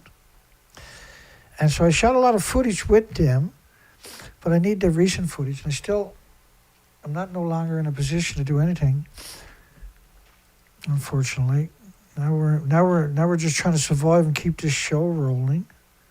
And I think we're doing a pretty good job of it.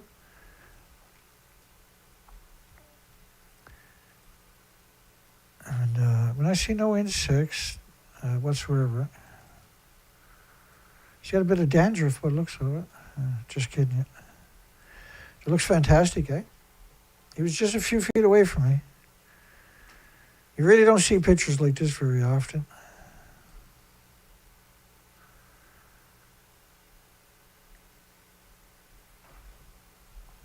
In fact, let me make myself a lot smaller.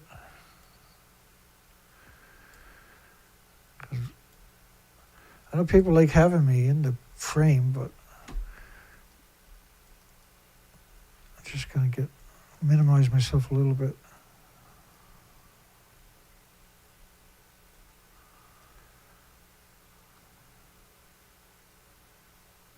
Stunning pictures, hey, wow. I'm so freaking good.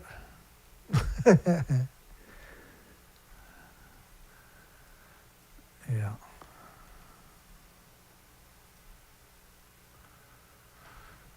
And then,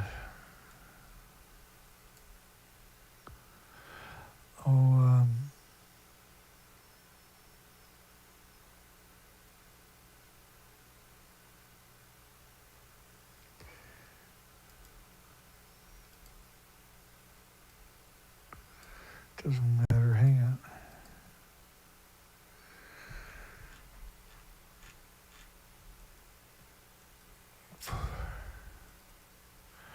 I just want to get a couple of close-up shots for you folks.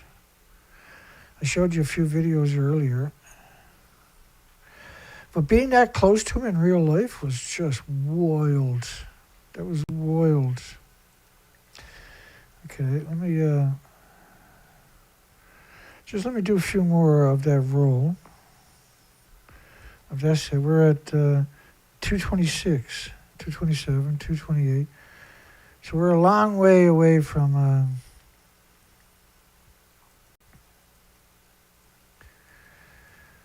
I think there's 1,300 pictures in this set from August the 7th, a couple of weeks ago.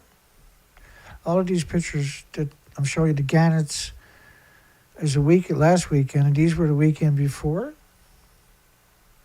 Okay. I can't remember. It's too long ago. It's like 2 weeks ago, for God's sakes. You think I got a good memory or something? No, I'll figure it out. I got the dates there. We're looking for fledglings. We haven't seen any fledglings, nothing. And the problem is I took so many pictures. I can't remember exactly when I seen one come back and grab a baby and take it out of the nest and throw it away. I'm gonna have to get hypnotized so I can remember that moment. You get a little overwhelmed too, because all of a sudden you got all these birds. He was right up close to us, right? He was right like in this kind of area here, and maybe in the center. So if I got a lot of pictures like this in the same spot, that could have been that moment. It would have been that group, say right there somewhere. The bird came in land, went in, no food, took the baby, and then threw the baby away. He's got a stick in his mouth, looking for a fight. Looking for any birds that are landing. You got a young seagull. And he doesn't look that healthy to me. That doesn't mean he isn't. But from the fledglings of seagulls that I've seen, he doesn't look as fluffy and as thick as you would expect.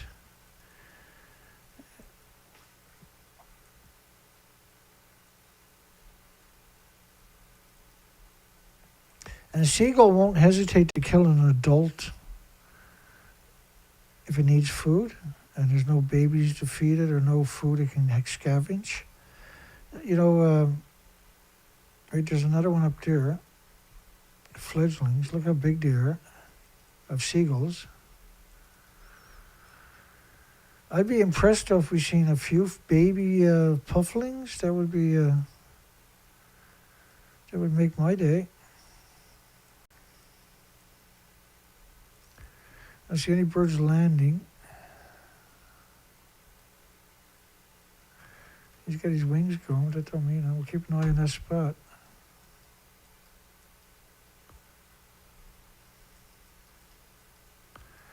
He didn't come in and land. Let me see one more.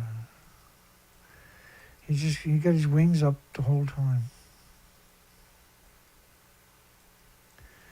But he's not actually, I guess he might be taking off or something.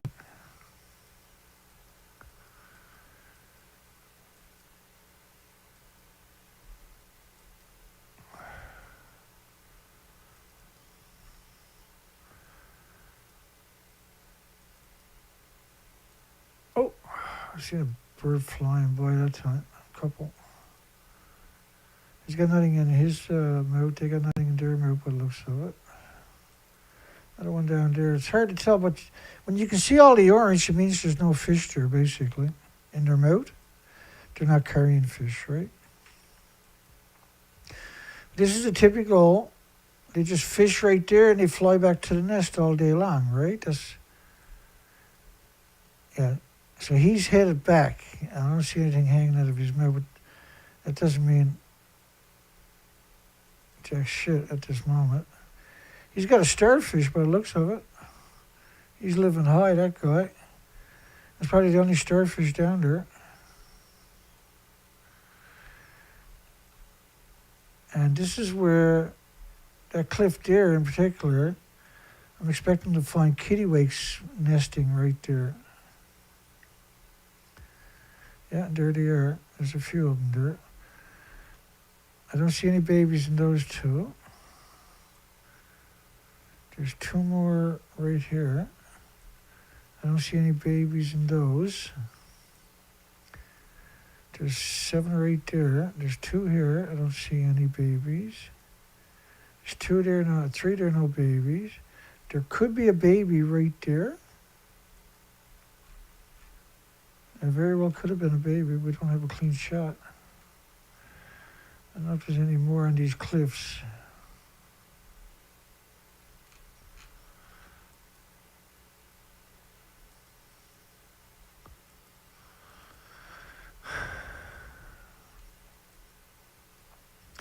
I know it's not the most exciting show, but I do believe that's a fledgling right there.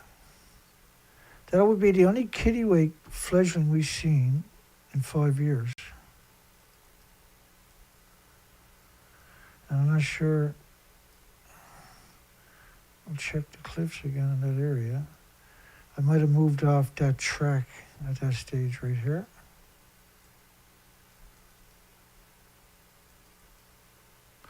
So let me go back and see if I can find where he was to.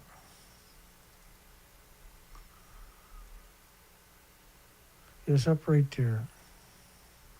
So right around that spot right there. So when we're looking at that cliff, we got to keep an eye on that spot. There's a bird flying out, bird flying out. There's a bird coming in over here. Not seeing any babies or any fish hanging out of his mouth. It's hard for context to see if we're... So we got a good shot there of 2 of them. There's 1 right there, another one right here. No fledglings for the kittiwakes. And I think that's what we were looking at the last time, was those 2 right there.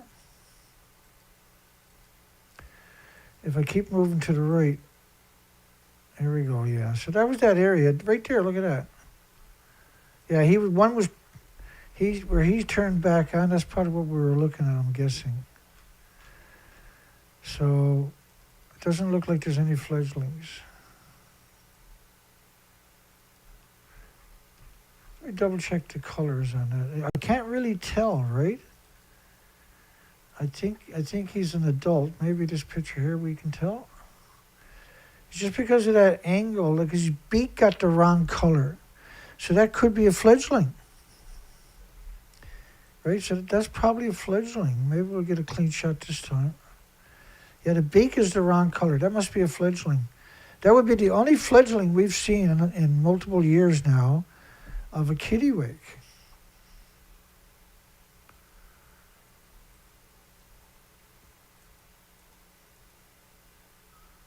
That would be the only one. There's a puffin coming back. He's got nothing in his mouth. Yeah, I'm very suspect that one there is a fledgling. His color's a bit different. Hopefully it gets... I know I took a lot of shots of these guys. So we just need 1 clean shot. Well, that's got to be a fledgling. And that'll be the only fledgling.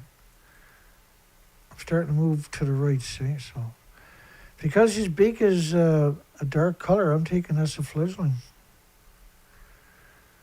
That would be a big win if we get a picture of a fledgling. Same thing with the pufflings. Or we can see another puffin coming in for landing right there. If he had fish in it, you wouldn't see all that orange right here. Let's see where he's to now. He was flying in. He's right there now. And we'll keep our eye on the spot. So he should be right here somewhere. Right there. We can't see. My guess is he's got nothing. Let's look back in here and see if we can see a cutie pie there. No. There's another one coming in to land up here. He's back onto us.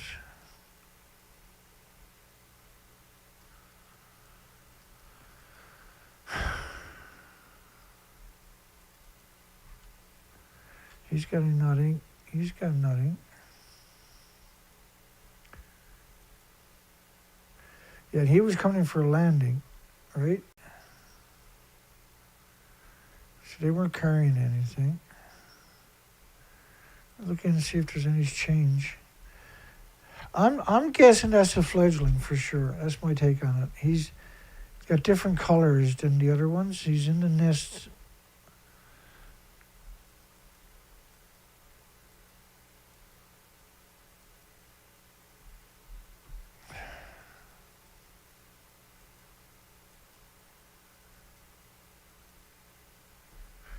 So there's one right there coming in for landing. This guy here. I don't see anything in his beak.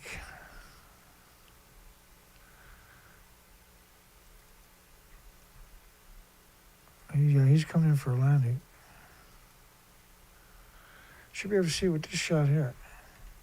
Yeah, he's got nothing in his beak. Not a team player. There he is again. Will we get one more kick at the can? Probably not. This guy up here is coming in for a landing. I don't see nothing in his beak. This guy is definitely coming in for a landing. There's nothing in his beak. And the seagulls will try to steal their food, so you might see that extra attention, right? So we're at 331. Let's go all the way to 400. And then we'll start winding her down, I guess, because it's that hour at night again. And I apologize, I'm starting my shows early this week, but because they're die-off shows, I'm exhausted by the time the show is starting. And the longer I wait, the worse it's going to be for me. The harder it's going to be for me to go into the wee hours, because the time here right now is it's 12 o'clock. We've been streaming for 2 hours and 27 minutes. And so it's midnight now. I don't want to be up late at nights because it's summertime and I was suffering from heat exhaustion, then smoke exhaustion, and from all the forest fires we've got going on down there. We had more forest fires by May than we've had in any other year combined. I'm sorry, not combined, but in a total of a single year. And in May of this year was already the worst. Everything was already tender dry. We were having forest fires in March. There was snow on the ground. We were having forest fires. This is something we've never seen here before.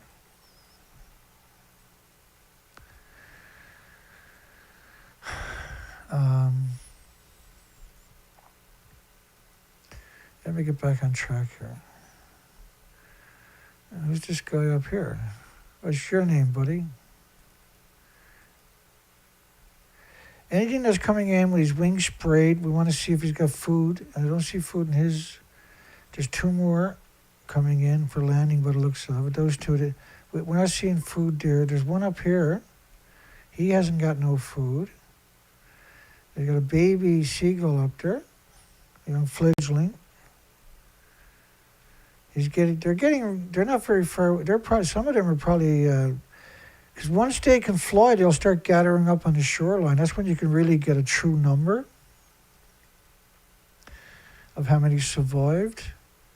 You see this guy's coming in for a crash landing. I don't see anything hanging out of his beak.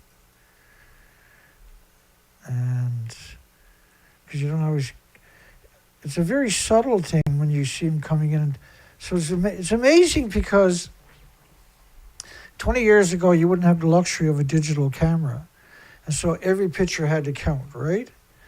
Now you can take endless pictures and you can really tell that story.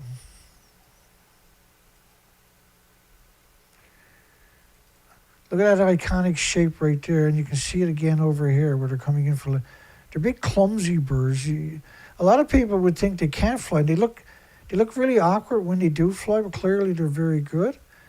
They're supreme divers. They dive all day, and they generally bring back 4, 5, 6 capelin or anchovies or sardines. Right, their beak would be full of little fish. Right, they're bringing back to raise their fledglings, and their fledglings would be big, beautiful puffalings, big, beautiful I get a kick out of their shape sometimes, right? When they're doing these maneuvers. Apologize. I'm looking for anything emblematic of food. And I'm looking for fledglings at the same time. Now, if they had food, you will see seagulls harassing them, right? The seagulls are not even paying attention, which means they're not bringing back much food, basically.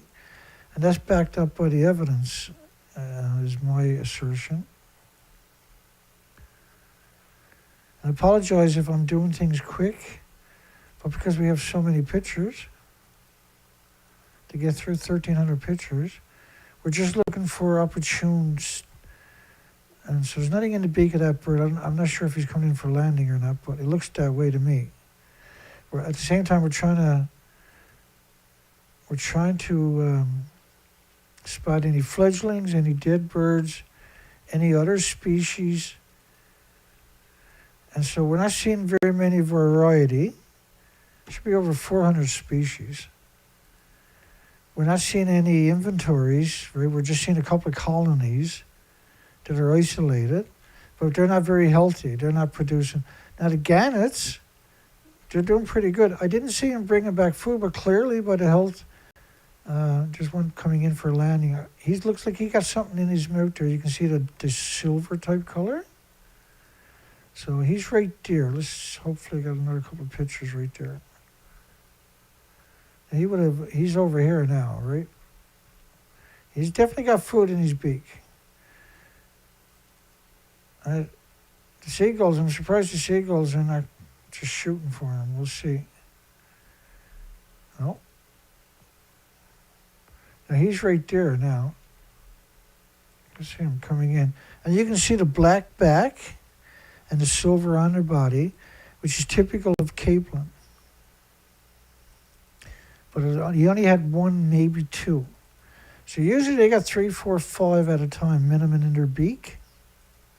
And we would have lost sight of that guy by now.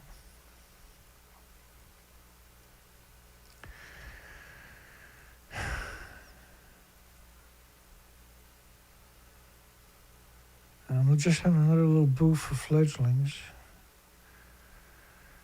And so I know people might want me to stop so they can look better.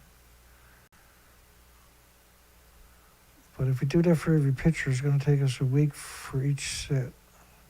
Which, don't get me wrong, I don't mind that. I'm going to have to do that at some point. So it might not be a bad idea. But it's going to take us 2 or 3 shows to come back and pick up where we left off each time to walk through all of these pictures anyway.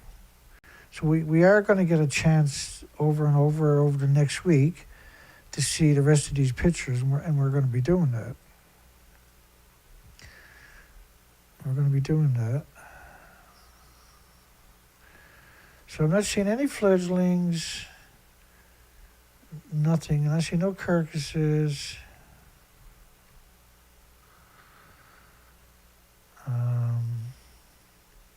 We're looking at the birds that are coming in for landings for food. We're doing everything you would expect us to do. Oh, it looks like he got something hanging out of his mouth. Nice, his wingtip. His other wing, right? There we go, we'll get a look this time. No, he's got nothing. One more try. Definitely nothing.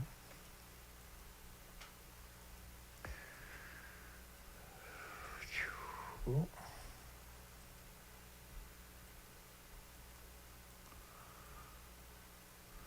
And here's another one right close to me.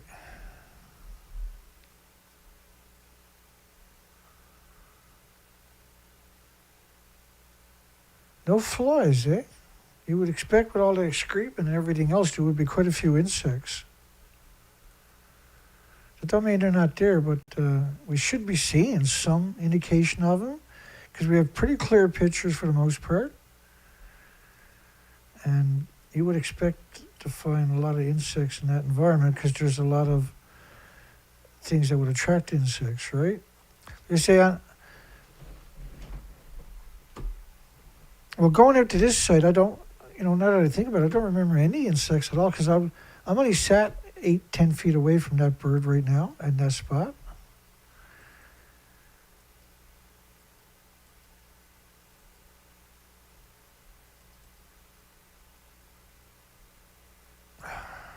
No bands on their feet or anything. And see how they lift their feet up? So they're hilarious to watch when they're walking. They're the greatest thing in the world. When they're walking, it's mesmerizing, eh?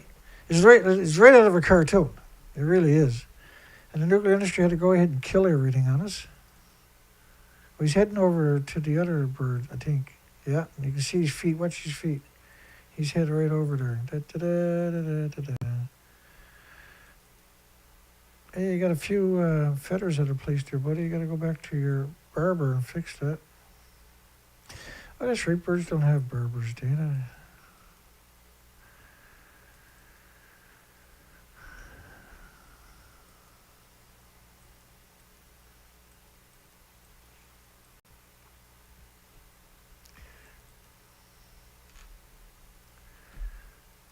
There's no bands on his feet anyway.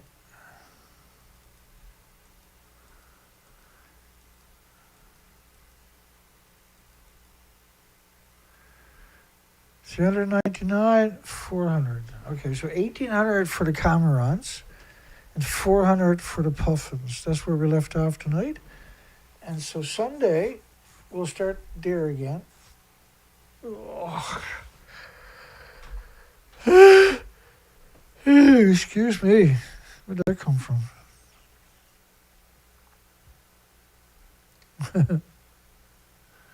That snuck out of me. I apologize, everybody.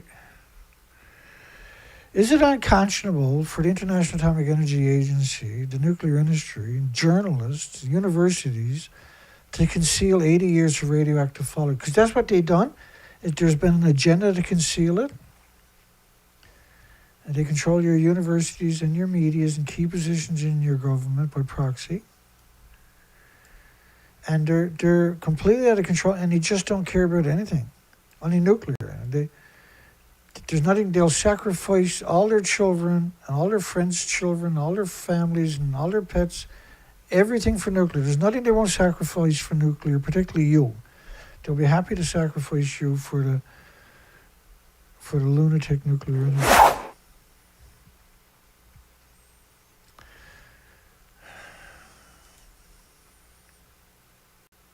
All existing possible causes need to be considered and investigated thoroughly. Do you agree with that? So if that was true, then why don't they investigate the massive radioactive fallout from Japan? Why don't they investigate 1,000 fuel pools hemorrhaging radiation into the environment 24 hours a day, which is catastrophic to everything with replicating cells?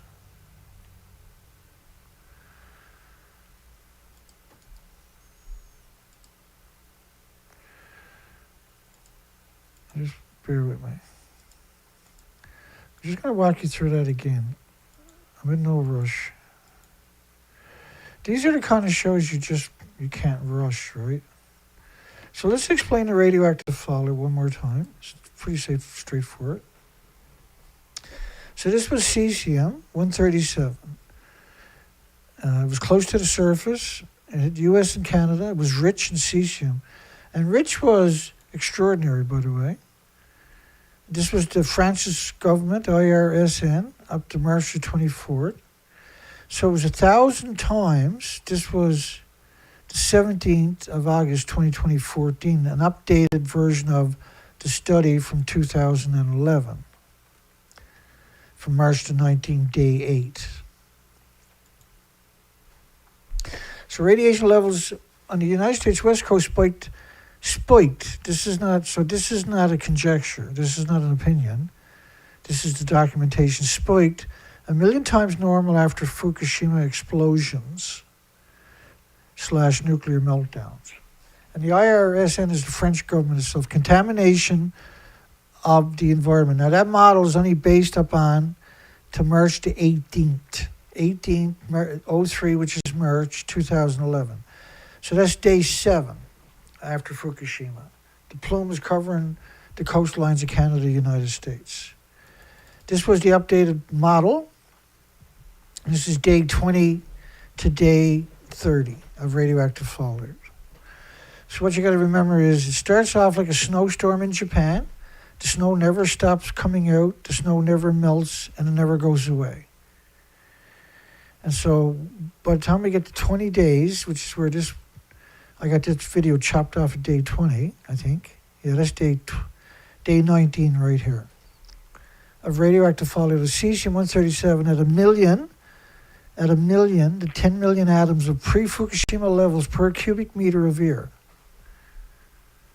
Okay, so you got cesium-137, you got plutonium-239 decays, then to Neptunium-239 decays to plutonium after 2.5 days. So the model of 20 days and 21 days is very significant. This is such an important documentation. You're never going to get this anywhere else on the planet, by the way, all this information compiled this way. And so when the investigating chairman makes the assertion, one Fukushima may destroy the whole country, collapse of a whole country is possible, it's actually worse than that. It's the collapse of a planet. And that's what we're documenting, is the collapse of the ecosystem and the biodiversity, the basis of the food chain, the oxygen chain, the carbon sequestering chain. We're looking at an extinction event. And because it plays out in relatively slow motion compared to a meteorite striking Earth, right, it's like a lifetime. But what we're watching is undeniable. It's incontestable. We're looking at an extinction event. Fukushima plume model shows and so I should have a team of academics working for me, doing the research, and then reporting on it and calling into these live shows and giving us updates, sending the information so I can share it with you. There should be I should be in a position. There should be big foundations supporting me, and I should be able to supply all kinds of speedboats and whatever equipment is necessary for the academics to go out and do the research, including myself, and be able to get here and tell that story, the dying moments of humanity and the 8 million species. I should be afforded that. And I should be afforded the ability to litigate the industry for what they're doing to us and the planet. Right? The world should be stood tall and strong alongside of me. I shouldn't be ostracized. I'm actually a really good person, despite what all my friends say. Fukushima plume model showed 1 million, and I've already put in the work. I already showed the time, the energy, and the effort. I've already got the legacy behind me to show that I'm the guy. And if you can find someone better than me, I'll give them all the equipment I got. They're welcome to it. And they can have it. I'm sick of trying to keep the maintenance up on everything I got. Which reminds me, I was in the garage today, and we got the back brakes and the rotors and everything done, which was a bit of a nightmare, by the way. Thank goodness we went to the garage. And the parts that I ordered in,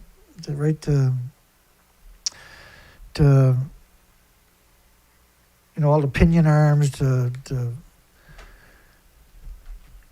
tie rod ends, all the ball joints, the A-frames and everything else, they're not for my truck. Even though they're sold by Amazon, they're listed as for my vehicle. They don't fit. They're 2 millimeters too big. And so I had to go out today and order. I was in the garage for 4 hours a day. Then I had to go out and put money on Amazon. I went and bought a bunch of gift cards and ordered in the stuff I need that'll actually finish the job. And they'll be here next week, and then I'll hopefully get that installed. That was pretty disappointing. It is what it is, right? And so the only options I got is just to deal with it. Just to go ahead and do it. If I don't go ahead and do it, it's not going to be done, right? And so that's not... We're in a bit of a rock and a hard spot. And that's just the cards I'm dealt, right? We're waiting for my Canadian pension to finally kick in. That could be another month or two. And so I don't know, like I got blind faith in one way, but I'm terrified, but I refuse to give up. I refuse to have the industry do what they've done to me and then chase me away, right? I just refuse to be that victim. I think the planet deserves somebody to tell the story.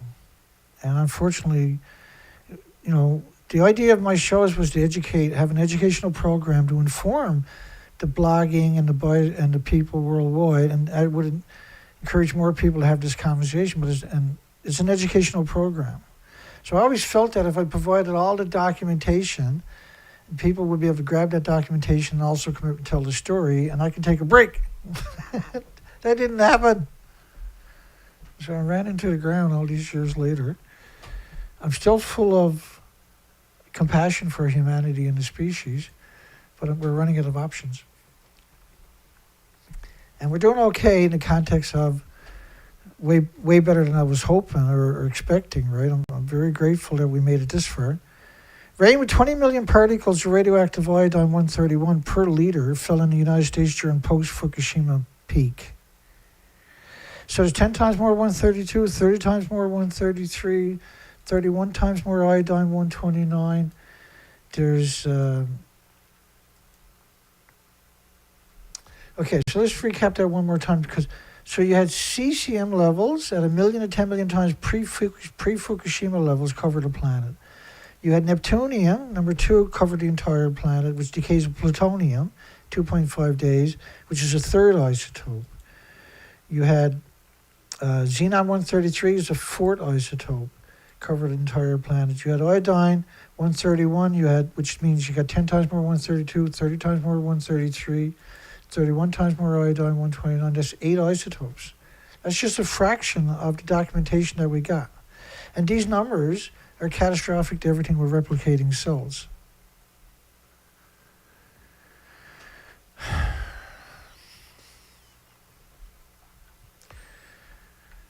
It's just, I'm doing the best I can, and unfortunately I know it's not enough, and the nuclear industry has worked diligently to ostracize me. You can tell I got no views, I got no thumbs. I got 29 likes, 19 viewers, 29 votes. And the best I can hope for is 200 views a show. Not many other people would hold the fate and keep working, but we got an extinction event, and so we don't have an option. We have no options. Our option is not to go away. Our option is to keep moving forward, right? That's the option we got. That's the cards we're dealt. And that it shows you this incredible ugliness of the nuclear industry, its ability to repress any dissenting voices and do it with extreme prejudice on top of that, right? What they've done to me and the damage to my reputation was meant to break me, and it's not going to do it.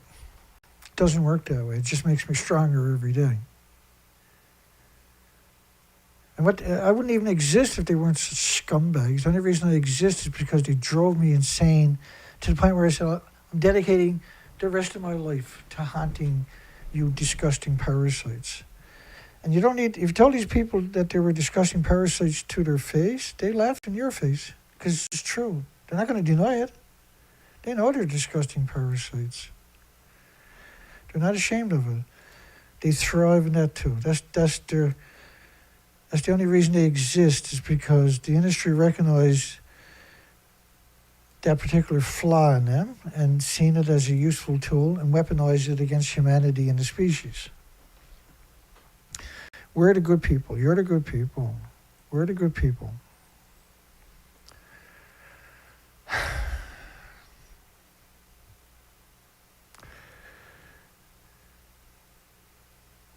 Yeah, thank you, everybody. Hugs for everybody.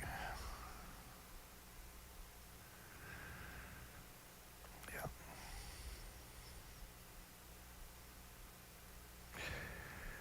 Hello, everybody. Thank you. Good night, everybody. I know James has posted a video. Gotta like that, man. Gotta love that. How do you beat... I made that mistake last night. Was how's he going to beat that other song? He went ahead and done it. I'm just like, wow, man. Just wow. Have everybody ever heard the song I started off with tonight? How do you not love that? Really, how do you not love that song? Man, it's like, what? Every time I listen to it, it's like how can you do that? Fukushima Fetch Force. That looks interesting. So the stranding of the fruit, radioactive shrimp, back to back, those two in particular. This was a fascinating video that he produced. I still haven't gotten to T-minus nuclear. I still haven't gotten to the I've listened to it, but I haven't got it played on the show yet. Still haven't. They're Lying to You About Nuclear is an amazing song. Right, that's an amazing song.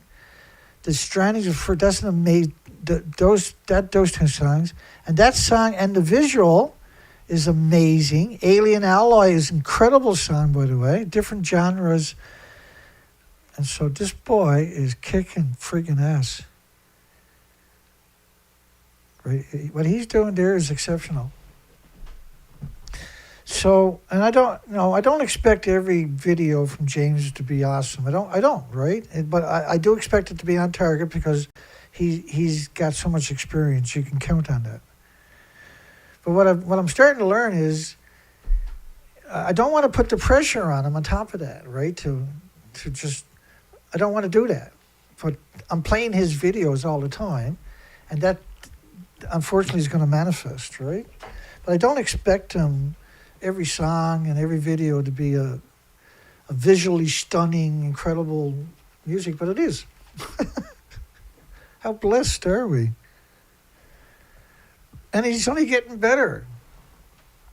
And when you look at the collection of my favorite songs that he's produced, holy shit, it's unprecedented. And so I strongly encourage him to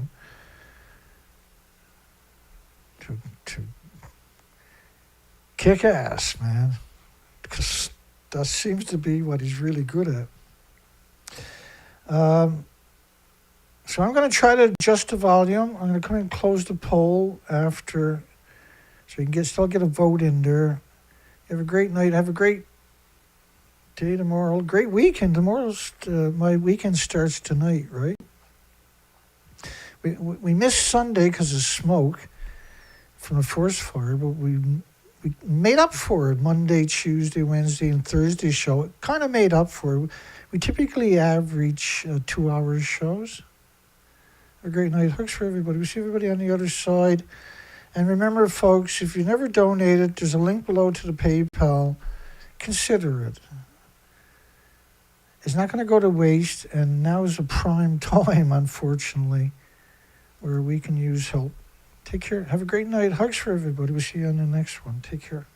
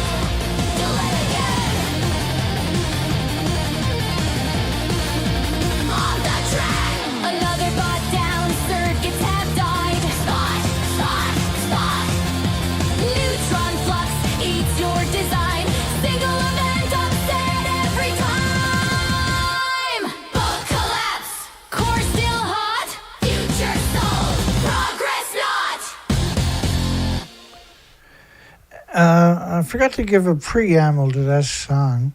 That song is about robots that Japan is using. He was mocking the fact the robots have all died. And I should have put that there before we played the song. My apologies to everybody. We're going to make up for it and play another song.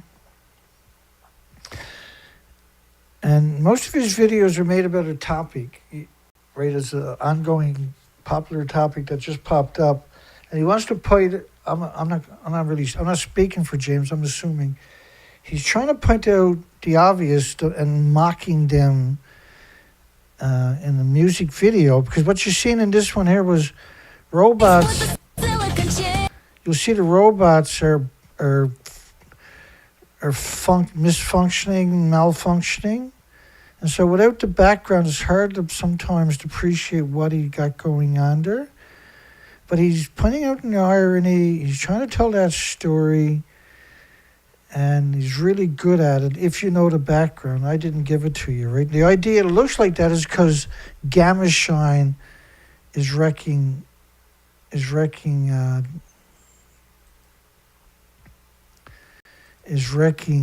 poor anti-nuclear music. You'll find just an absurd amount. And because we were talking about, we played that song tonight, The Stranding of the Flirt, Radioactive Shrimp, multiple times last night. They're still lying to you about nuclear. I love that. I'm going to play that as a closing song tonight, because I screwed up his latest song. Here we go. Have a great night, everybody.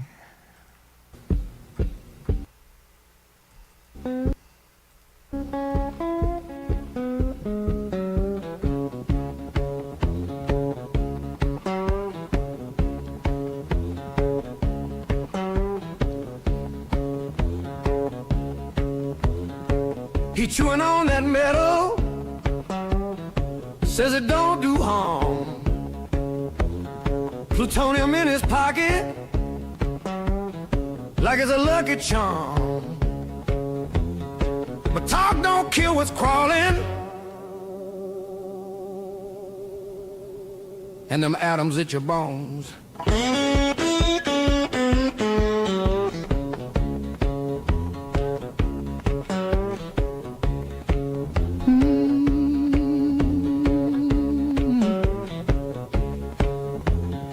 Said the dead don't count.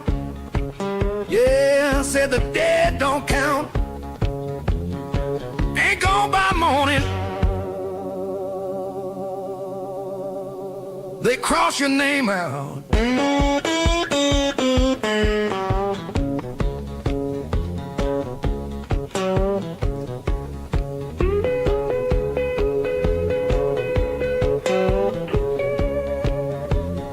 He got fruit on the table.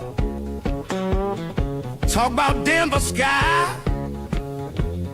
But Curium run that river. Don't look, don't lie.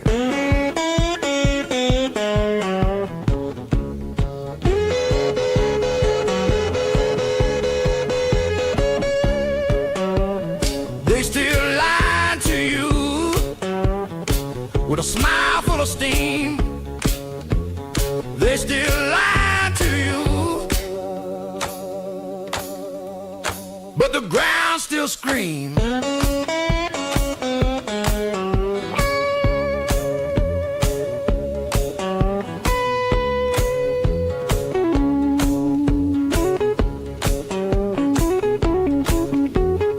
Shrink the core to trick you. Call it safe, call it trim. But the case still got teeth, and they chew your limb.